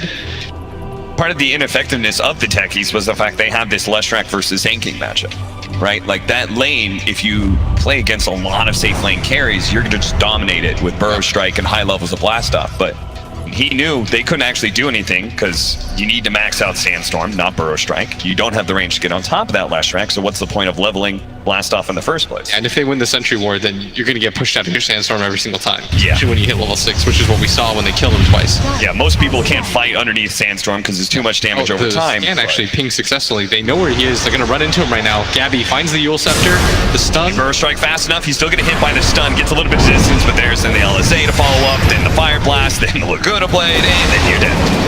Over to mid lane. Almost has a heart now. I mean, look at that, man. He just farmed underneath the Gyrocopter's ult. He's like, eh. Almost 6k ahead of anybody else in the game. Okay. Maybe the narrative of this game changes a little bit. All right. It seems like Gambit are like, they're running out of time. They just can't seem to hit the base anymore. So can they just like stall and go late? The Alchemist is having this big mid-game hit, right? Can you actually out-carry him, start going for those 6-slotted Gyrocopter when the Alk is, 8-slotted? I don't think so. I feel like the Alk is going to push the pace a little bit too fast for the techies, especially once it gets to the heart. How many mines do you think it'll take for him to die? Yeah, it's going to be a lot of mines. Do you think they'll push without sentries? These are the questions you answer. I think you buy a gem at some point, too. Once you get that gem, what do you do? And TNC are some of the more prolific gem buyers. Yes. They'll do it even if you don't have a techies on your team. Yeah. They just love that vision control when they're ahead. That's why it feels so suffocating to play against them, is you lose that lead, you start to lose your map, they deward everything. Their Dota IQ is like off the charts when it comes to reading who's stronger in these team fights. When they know they're stronger, they're just like, all right, we're just going to play around each other and run at you with a gem, and what are you going to do? Yeah, you have to see getting confused by that. If they run into Coop into KP here, not ideal for them. Lead off. Yeah, as you said, not ideal, but a pick-off nonetheless. Yeah, kill is a kill at this point. Tim's also might get caught out here. Thinking about going for one more wave, but looks like he's just going to blast it out. Go for the TP, should be just fine. Not even close. He's got the Aether Lens. They're just trying to play this distance battle against his techies, which I think is the right idea. Yeah. Very close to the heart on Armel, which is the item I think they wait for. He's got 3,000 HP now. Yeah, he's got his whole inventory is just shades of orange, yellow, and red. All strength items. 3,000 HP with Magic Community. Now 3,700 HP. Run through all the mines. Yeah, just run wherever you want to. I mean, the vision game is great for Gambit for now because of all those mines and such, but now that Armel can just go. Now they will say more magic resistance creeps too. Alright, so now they're gonna say challenge him. We have a Chen, he's got infinite heals, divine favor. Do something about it. Oh, Tim's don't run there, don't run there, don't run there, don't run there! No! Oh no, he's gonna die, he's gonna die! Our first techies kill. I like how he only exploded one of the remote mines. Very well done by him. That was nice control.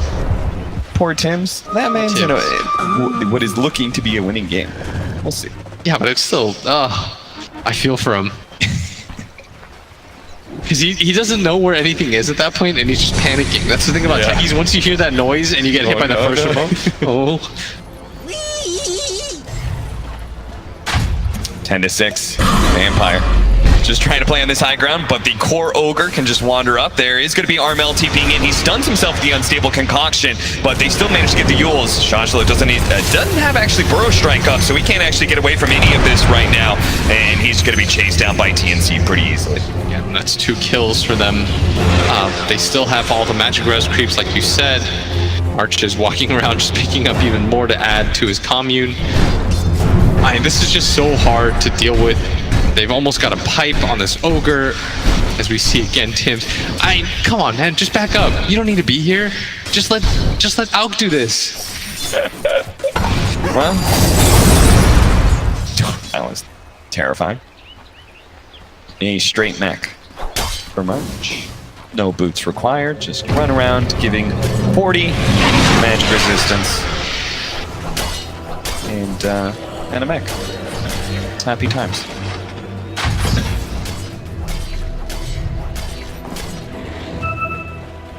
All right, well, let's see what Gambit do about this.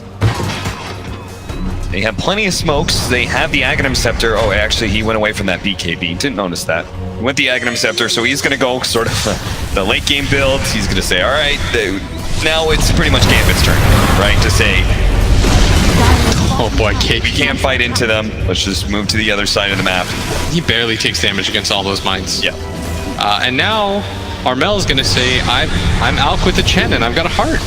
I regen for 167. I've got a pipe and 4 magic resist creeps. How much damage do I take? It's under attack. He's up to 62% magic resistance. It's just silly. And Techie's mines, they aren't magic or they're gonna fight GPK anymore either, so that is a nasty pickoff because GPK is like the only hero they cannot afford to die right now. He's just got to keep on farming with his Aghanim Scepter, build into the butterfly and Mjolnir, whatever else you build against him out that's 6 slotted. He is now about 10,000 gold ahead of anybody. I think Gabby's gonna look for it. There is a Bro Strike available. Still gonna get stunned out, and he's got vision of him. Probably doesn't do enough damage though. Yeah. With that hood. What's unfortunate is that like it feels like we're just not really utilizing Dream at all. You know, it's like everything is just TNC going on somebody, and either they get the kill or they don't, and then they just move And forward. Dream's trying. I think it's just frustrating because he can't fight into this Alk, and as long as everybody from TNC sits behind him, nobody really wants to be in this place. It was already hard enough because, you know, he had to lane against the Ogre too, another hero that's hard to like just rupture and go kill. Yeah. His only real hope is combining with the Sand King to kill that Leshrac. Now they're gonna walk into Roche. I mean, Alk lineups like this with Chen and Ogre, or like a pipe carrier in general, just, it feels so funny. It's like, do something. You can't? Alright, well, then you've just lost. You're slowly gonna lose. They didn't bother throwing sentries into the pit before Armel walked in. Armel is so unconcerned about dying in this game. Yeah. Invisrune, they're gonna lead off with a rupture onto KP. Armel's gonna pop his ulti now though, and the Oh, Armel, keep on getting bashed. No, he gets off the unstable concoction. Get outside the pit for a moment, dance around. He doesn't Roche like incredibly quickly or anything. It's just Gambit is struggling to find any sort of way to initiate on a mission. Shoshlo does have that blink dagger. I think he might actually Bloodright's gonna reveal, they're gonna go for the epicenter. Oh, they're just gonna do the burst strike and he grabs it, he grabs it in time, Shoshlo! And he gets the Aegis and the last hit onto the Roshan. Don't think he's getting out of here alive, but you did your best, buddy. It was very well done. Yeah. He wasted a good 2 minutes of their time. Yep. Got the last hit.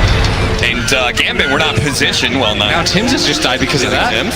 He walks up the hill without his Alk first. Did not utilize the buddy system. See that one again. Bloodright giving a lot of vision, and as they lose that vision, Shoshlo.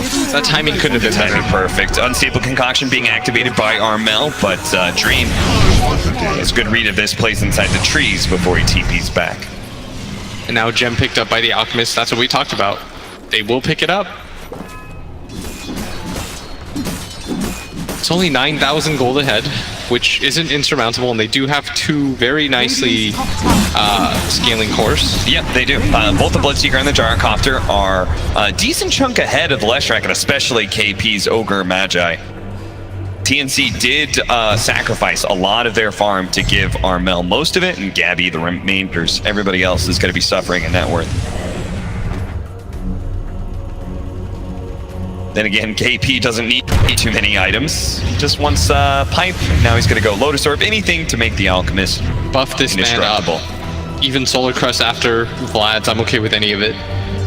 So you want to hit this timing window while your Alk is so far ahead of anybody else in the game.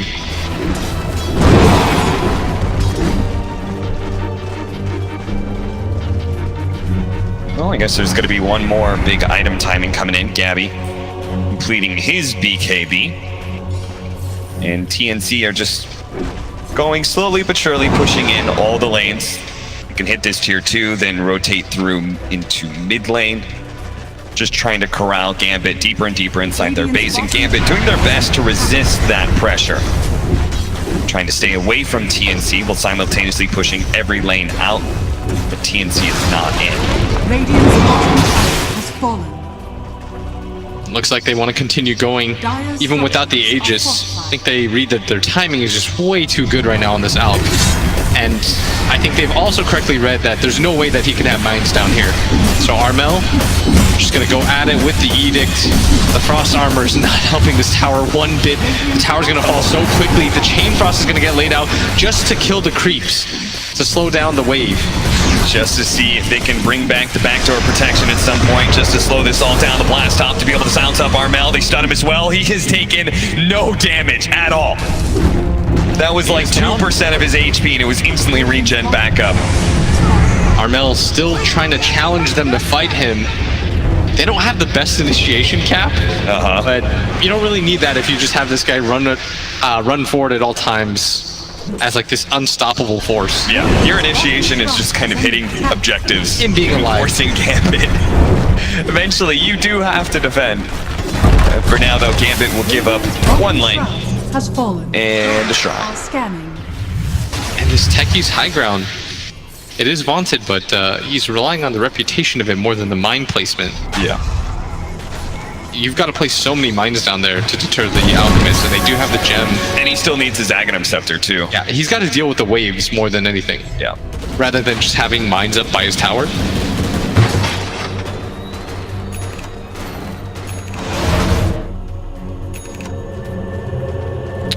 Maelstrom for Dream, a very late one.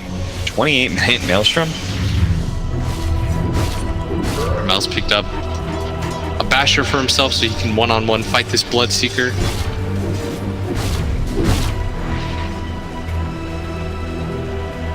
Game plan for Gambit. Smoke up, see if we can get a pick off, especially around this Leshrac, who's always pushing in the lane that the Alchemist is not in. But he does so very safely. Gabby with trying to place a ward from the low ground. Oh, they have vision of him. But they don't really have the cleanest initiation because the Zanking's just a bit too far away. Is under attack. Radiant's top tower has fallen. I'm really surprised they didn't try and force that kill onto the Leshrac. I think it's a hard kill. He's got BKB up. Yeah, that's true. They only have the one stun with Burrow Strike. Under attack.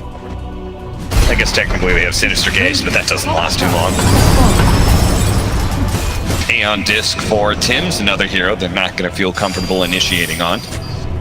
So who do they go for? Do they go for the Aeon Disc support, the Chen that doesn't matter, or the three very tanky cores? Well, they're just going to run at the Gambit crew, and they're going to have a lot of mines out. That's going to do a lot of damage to KP. They're going to try and turn GBK, laying out some flat cannon shots. Armel is certainly not the hero they're going to be able to bring down, but maybe some of the backline with the Epicenter going out. Gabby with his BKB, he may not last for long. In fact, he will go down away from his allies as he tries to sandwich Gambit, but Gambit pushed right back into him. A one-for-one trade-off, very favorable for Gambit. Yeah, Gambit will be quite pleased about that. Their Alk stymied trying to run at them.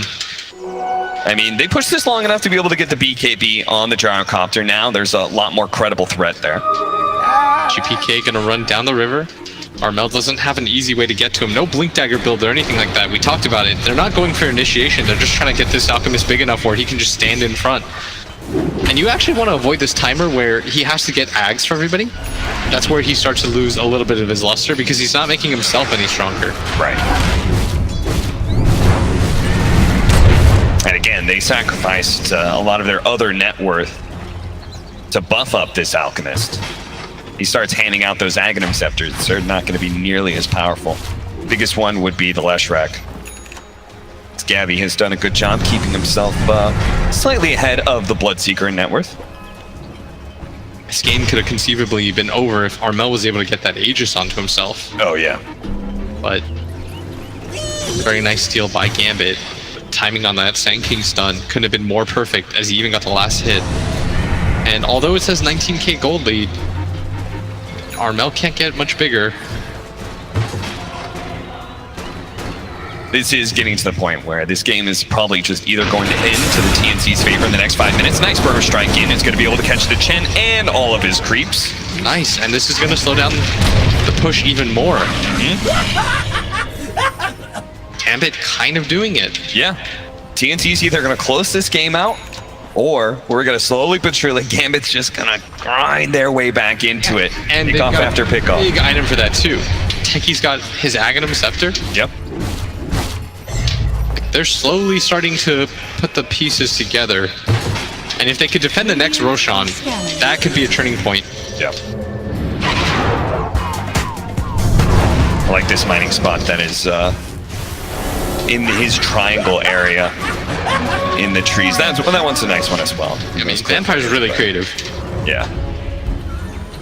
You gotta lure TNC into an area. It's a little bit too obvious to just play inside of your base and remote mine that up. Then you can play around relatively easily. He spreads pretty hard. Yeah.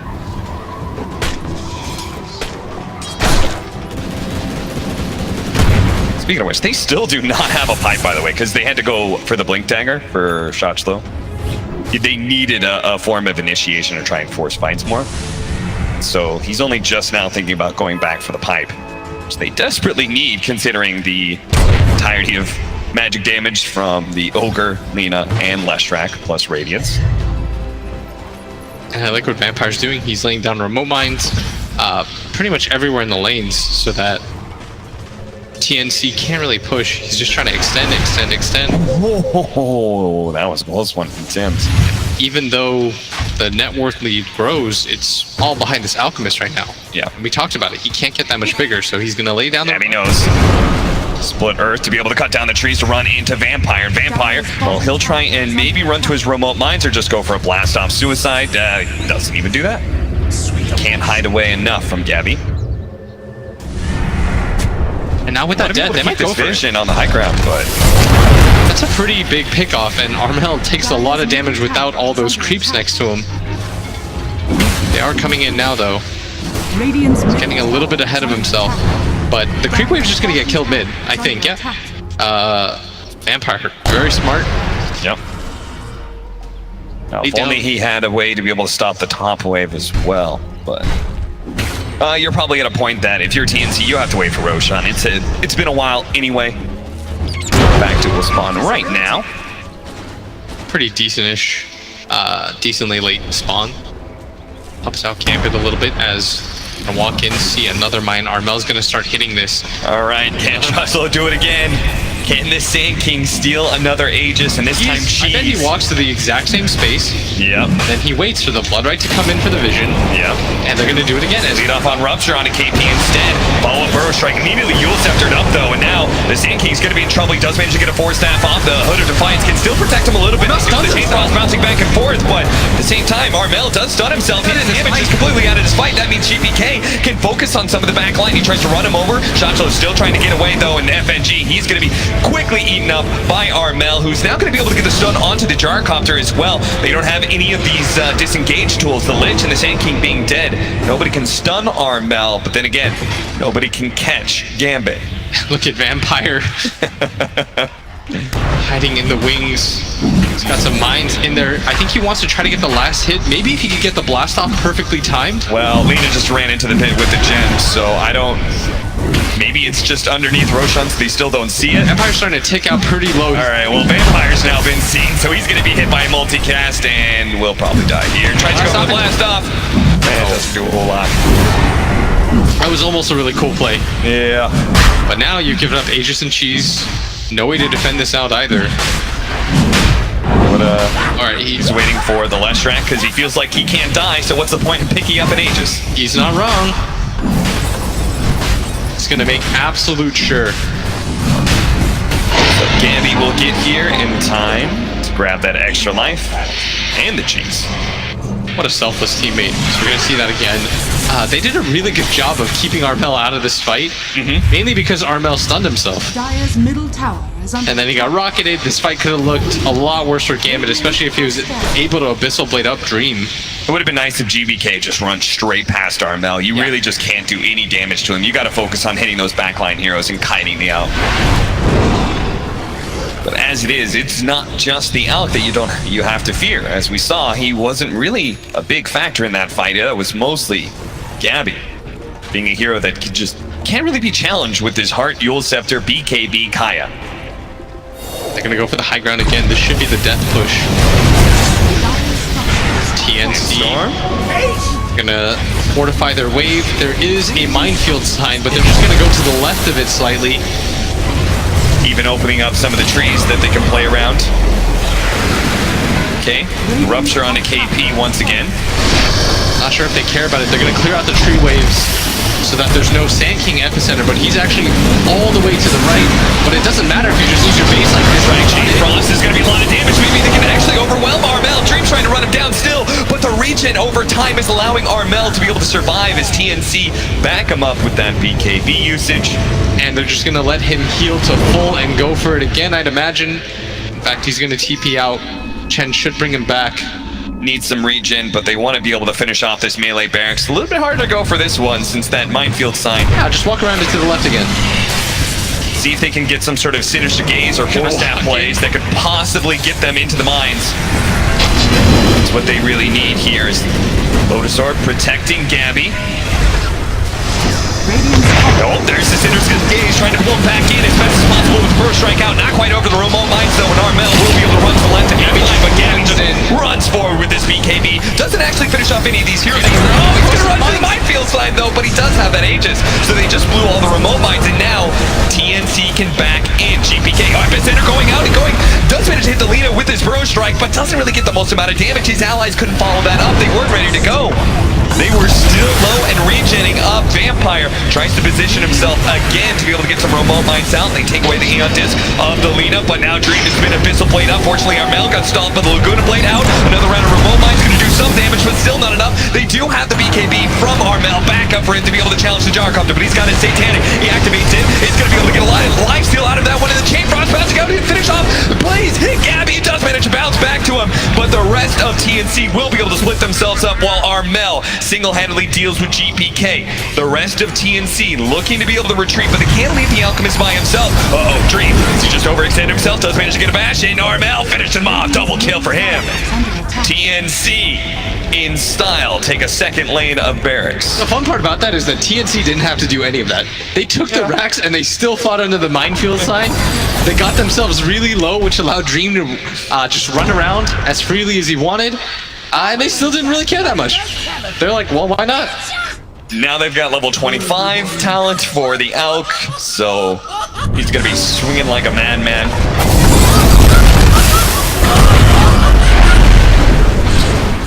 How long until our minefield sign? Oh, it's another 3 minutes, so you won't even have that threat for the next high ground defense for Gambit. Nothing is going to change for Gambit net worth or item-wise. And you saw so many green dots on the ground. They're just getting cleared up. TNC is just face-checking all of them now. 4-time multicast Midas will help KP get a sight device. He could buy it out if he wants to. No need, though.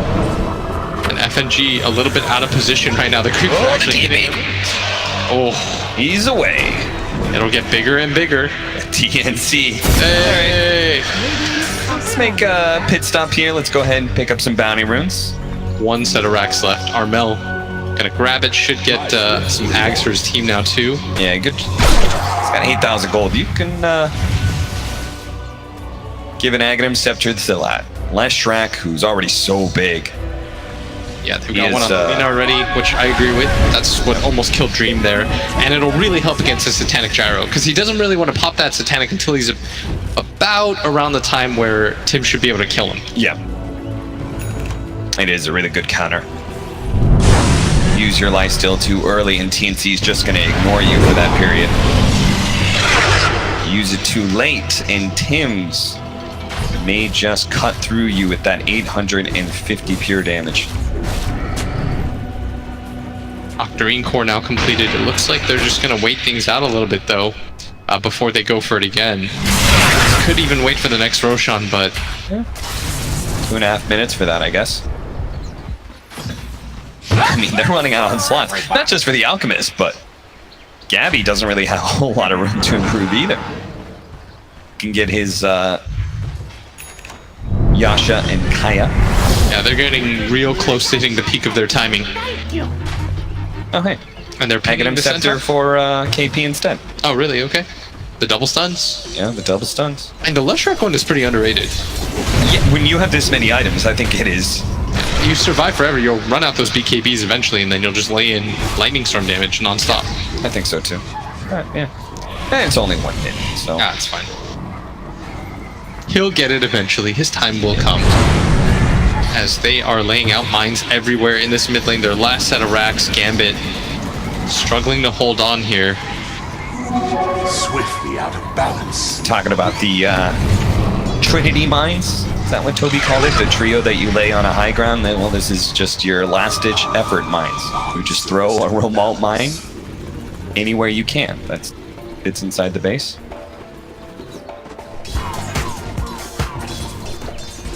They gotta get a Sinister Gaze Force Staff combo. That's what they need. Force Staff somebody into a ton of remote mines. They had a pretty nice gaze, but what ended up happening is Gabby had the Aegis. Yeah. So a lot of that went out the window. As the net worth has just steadily gone down. Win probability 97%. Gambit. Don't let TNC get into that high ground. They forward. They want to go for this before the Aegis. Yeah. And look at this team, how aggressive they are. Minefield They're here to sign. win. Actually, a little bit off the mark. Isn't actually protected minefield. Oh, we did the force staff, but that is Aeon disc. That means Tim's just easily resets, and now there's nothing to stop TNC. And look at Armel go. Once that Multicast after multicast onto the techies. Missile after missile. They're gonna try and chase in onto KP. Pull him up real quickly. He does have the cheese, but if they change it, no, he loves the cheese just in time before the missile lands. Next in 1 second, they're gonna turn around G.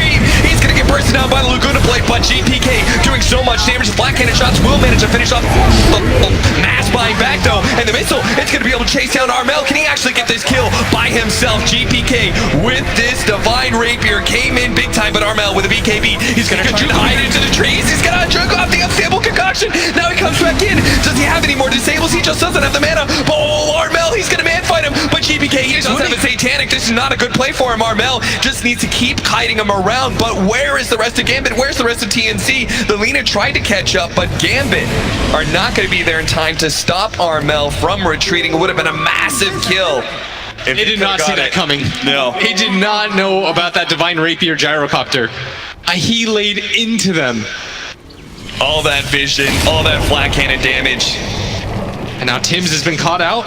Does he have a cancel for flash hit? What?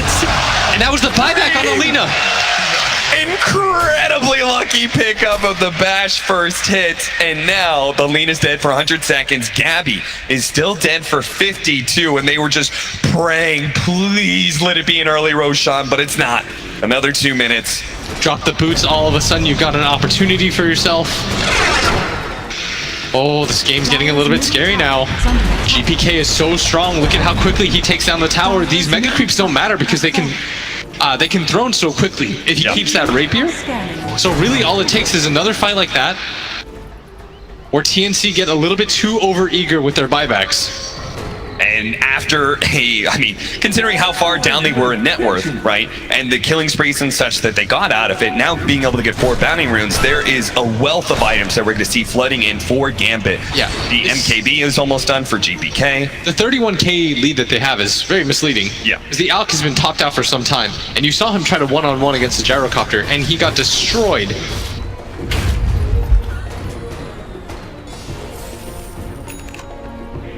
Armel, though, he's going to get an MKB for himself. That was part of the problem whenever he would man fight GPK. And this next Roche is going to be so big for both sides. Yeah.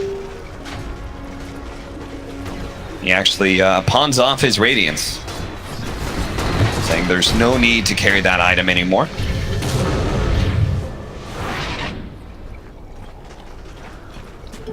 Illusion.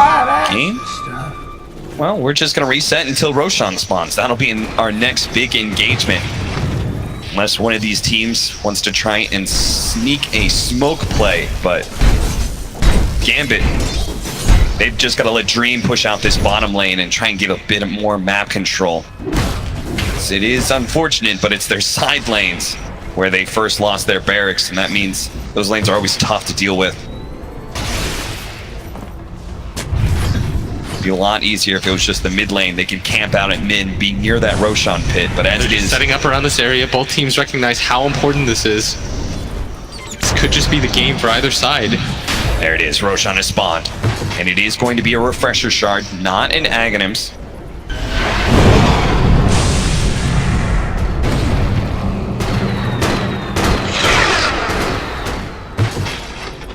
Gabby using his boots of travel. This is going to be the advantage that TNC had, not just with the barracks being down, but also Gabby and all his mobility with the boots of travel, being able to push into the side lanes, force somebody from Gambit back, and then trying to assault the Roshan. But a long-range sight device doesn't manage to get the multicast though, so GPK is uninhibited right now. Will deny his own ward, preventing the gold going to TNC. Shoshlo is just waiting on the high ground, seeing what sort of initiation opens up for him as Vampire walks into the Roshan pit, gets caught by the stun, more stepped out. Rupture is on Gabby. Do manage to get some vision to sight device, though they're going to try and chain stun off this gyrocopter. Lotus is laid out onto him, so and the unstable concoction actually stunning out Armel. Not great for them, they've already lost KP. Now they manage to get the bash. Oh no! Trouble, half health, Blastoff going to come in, but he does manage to get his BKB off as well as the mech. That's going to be okay. He also has the hand of God from Chance, so they shouldn't overcommit too much, thinking they're going to get a kill before that burst comes in. The unstable concoction landing on a GPK. They need to be able to finish off. Oh, the Laguna Blade's not quite enough to get shots off, but maybe Gyrocopter. He does have his face so low. He has a Divine Rapier. They chain stun him down, and he falls. Divine Rapier on the deck. And it's going to go the way of Armel. Armel's going to take it, and he's going to go for the Roshan. They do have buyback on their Gyrocopter, but it looks like they're just going to try to hold the high ground, and now look at how much damage he does.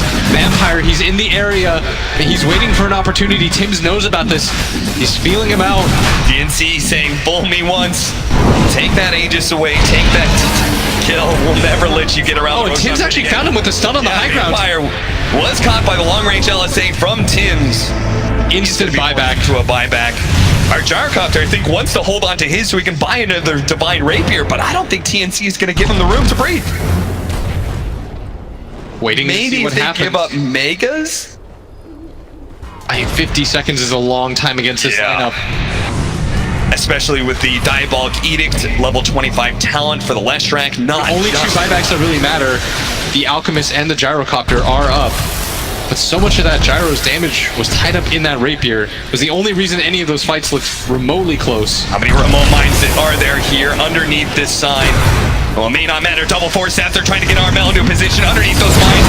KP will gladly take it if possible because he does have that Aegis. The Abyssal Blade goes onto Armel, allowing Dream to be able to retreat 15 seconds till the Gyrocopter's back up. They just have to let Megas happen at this point. A refresher actually being used by Gabby to be able to catch Vampire with the Yule Scepter, so he has a dieback. Now it's going to be a 4 versus 5 for the fate of the throne of Gambit. And this is going to go down really fast. Questioning his decision now to wait for this, but this is an all-in. Rapier is on its way, activates the Black Cannon shot with the Bro Strike, starting things off. They do have that extra bit of damage coming out from GPK. They're going to be able to take down the Gyrocopter. Not so low. Down. The second Divine Rapier on the deck. Gabby controlled up. Bash from Dream. He's going to be going down as well. 2 cores dead from TNC, and Gambit are going to take a third. They get more. They need to march down mid right now. 2 Divine Rapiers. What a hold from Gambit saying, no, we don't buy back here. We wait out the Gyrocopter. We give them Megas. We get that Divine Rapier into his hands. That's the only way we can possibly win a fight. That was such a risky fight for them, but they decided to go for it anyways. They barely hold on to their base. And now GPK, he's going to start this assault. The highest risk may have just netted the greatest of rewards. A double Divine Rapier from GPK marching down the mid lane. It's going to be tough, though.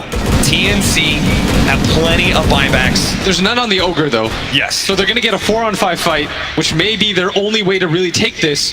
And on top of that, if the Alk goes in, he doesn't have ult. It doesn't really matter when he comes back in the second time around. That's true. He will take the base very quickly. Butterfly picked up by the Alchemist, still has that buyout. Tim's is going to lay down some vision, but look at how quickly GPK takes this. He's chunking it down, and he's going to he's going to go for the tier 4s. He's saying, you have to buy back. You have to do it now. I'm going to force it out of you. 1 tier 4 already down, but GPK starts to be careful. Back yourself out. You have to be patient here. He needs to allow Shotslow to be able to find an opening for him to follow up. This is a true 4-on-5. Gambit does not care about mega creeps at all. It's really just for the throne. The creeps are in a decent position for them, but it looks like they're content with just taking racks. Gonna reset the game for themselves, all the TPs back. They forced the buybacks, and now this game is almost entirely on even ground. Yeah, because now we're gonna have buybacks flooding in for Gambit. Gyrocopter has been able to farm his backup, and TNC, you know they're gonna want to play really careful. They're like, we've got megas. We've got no buybacks on some of our heroes. Let's just chill out. Yeah, and his decision not to use the buyback, but I don't even think it matters at this point. He's got 2 rapiers on him. If he dies without it, That's true. It would have to be some like crazy freak scenario where he TP's back in to pick him up, and that's just unlikely. we'll see what happens though. TNC, they push so hard for that. They try to bait out the bite out of the gyrocopter. So are you gonna do pick up Daedalus and drop phase boots once you start a fight? I guess. This game for me felt like it was sleepy almost. We were just going into the gyrocopter against Alk. Alk just gets really big way too fast. Then the game slowly starts to peter out and Alk wins. And now all of a sudden Gambit, I mean, that has gone sharply up. The win probability multiple times was closing in on 100%, but now has jumped back up to a 20-80 lead for TNC. I think it might even be closer than that because of the buyout situation. Yeah.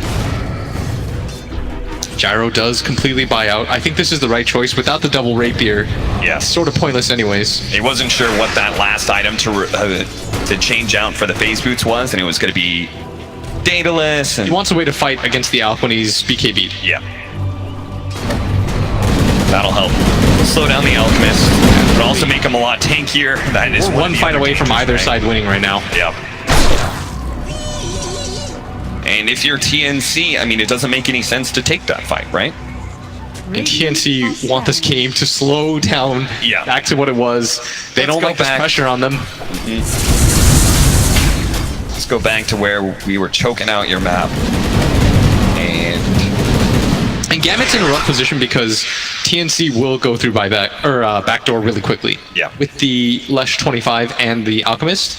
So Gambit pushing out their lanes isn't entirely making things safe. Yeah. They've got to make sure TNC are pushed back into their base before they make any sort of plays. That's a good. They don't want to get into one of these weird wonky base race situations. That's why Vampire's job. He's just trying to get as many mines down all over his base. That's why he's doing this, not just like from a defensive point of view, but if you do get into these base races, you want TNC to have to worry about this. Yeah. Somebody give Vampire a little bit of experience, though. He's just shy of the 150 GPM talent. That could be where this game goes. Gambit may just have to stretch it out for the long haul. Vlad for FNG. Look at how poor March is. Just the Greaves and a wand. It's not been a fun life for him. Meanwhile, he's holding the gems that Tim's. He doesn't want to carry anymore because he's trying to finish up a refresher. Yeah, so much of that gold lead has now been cut off. 22k. Gambit, it looks like they're going down mid again. Just gonna push this in very aggressively. It looks like they're actually squatting up. They want to go before the buybacks from TNC come back up. They gotta force it somewhere in this next 2 or 3 minutes. I really like this timing. I feel like you're playing to win here by doing this. Take away that wolf for him. I mean, the Chen doesn't exist as a hero right now, especially against the flag. All your creeps are dying really fast. So Gambit are in a pretty good position here. They're gonna try to bait GPK out, force a bad fight from TNC, and look at how quickly that tower goes down. Jesus, they're gonna have to do something about this inside the Vice. Do they have the force staff to protect him? Of course they do. They're gonna reset things. Reset it again. Slow him down. FNG just making sure he doesn't have the throw strike. Oh no! Oh no! He just wiped that gyrocopter, who does have a buyback. Dream's gonna try and go and kill somebody here, but he just can't man fight anybody. Gabby is actually out life stealing any of Dream's damage. Divine Rapiers. Tim's is gonna take one of them. And the buybacks, well, forced half away. Our Sand King might just be able to make it out of here. And he's got the buyout, but yeah, how much does it really mean for him? You're missing your 2 damage items. What happened there? He just blew up. I don't think they expected that much damage to come on. Yeah. I mean, he still had the remnants of Frost Shield up on him, too. Yeah, and Vampire wasn't there for the additional force staff either. Oh, boy. I mean, I think they correctly thought it's kind of a 4-on-4. March doesn't really have any items. His creeps die in 2 seconds. They just kind of needed to reset until the Force Staff was back up. Yes. That was what kept things alive. The net worth, it was 22k a second ago, now it's 51.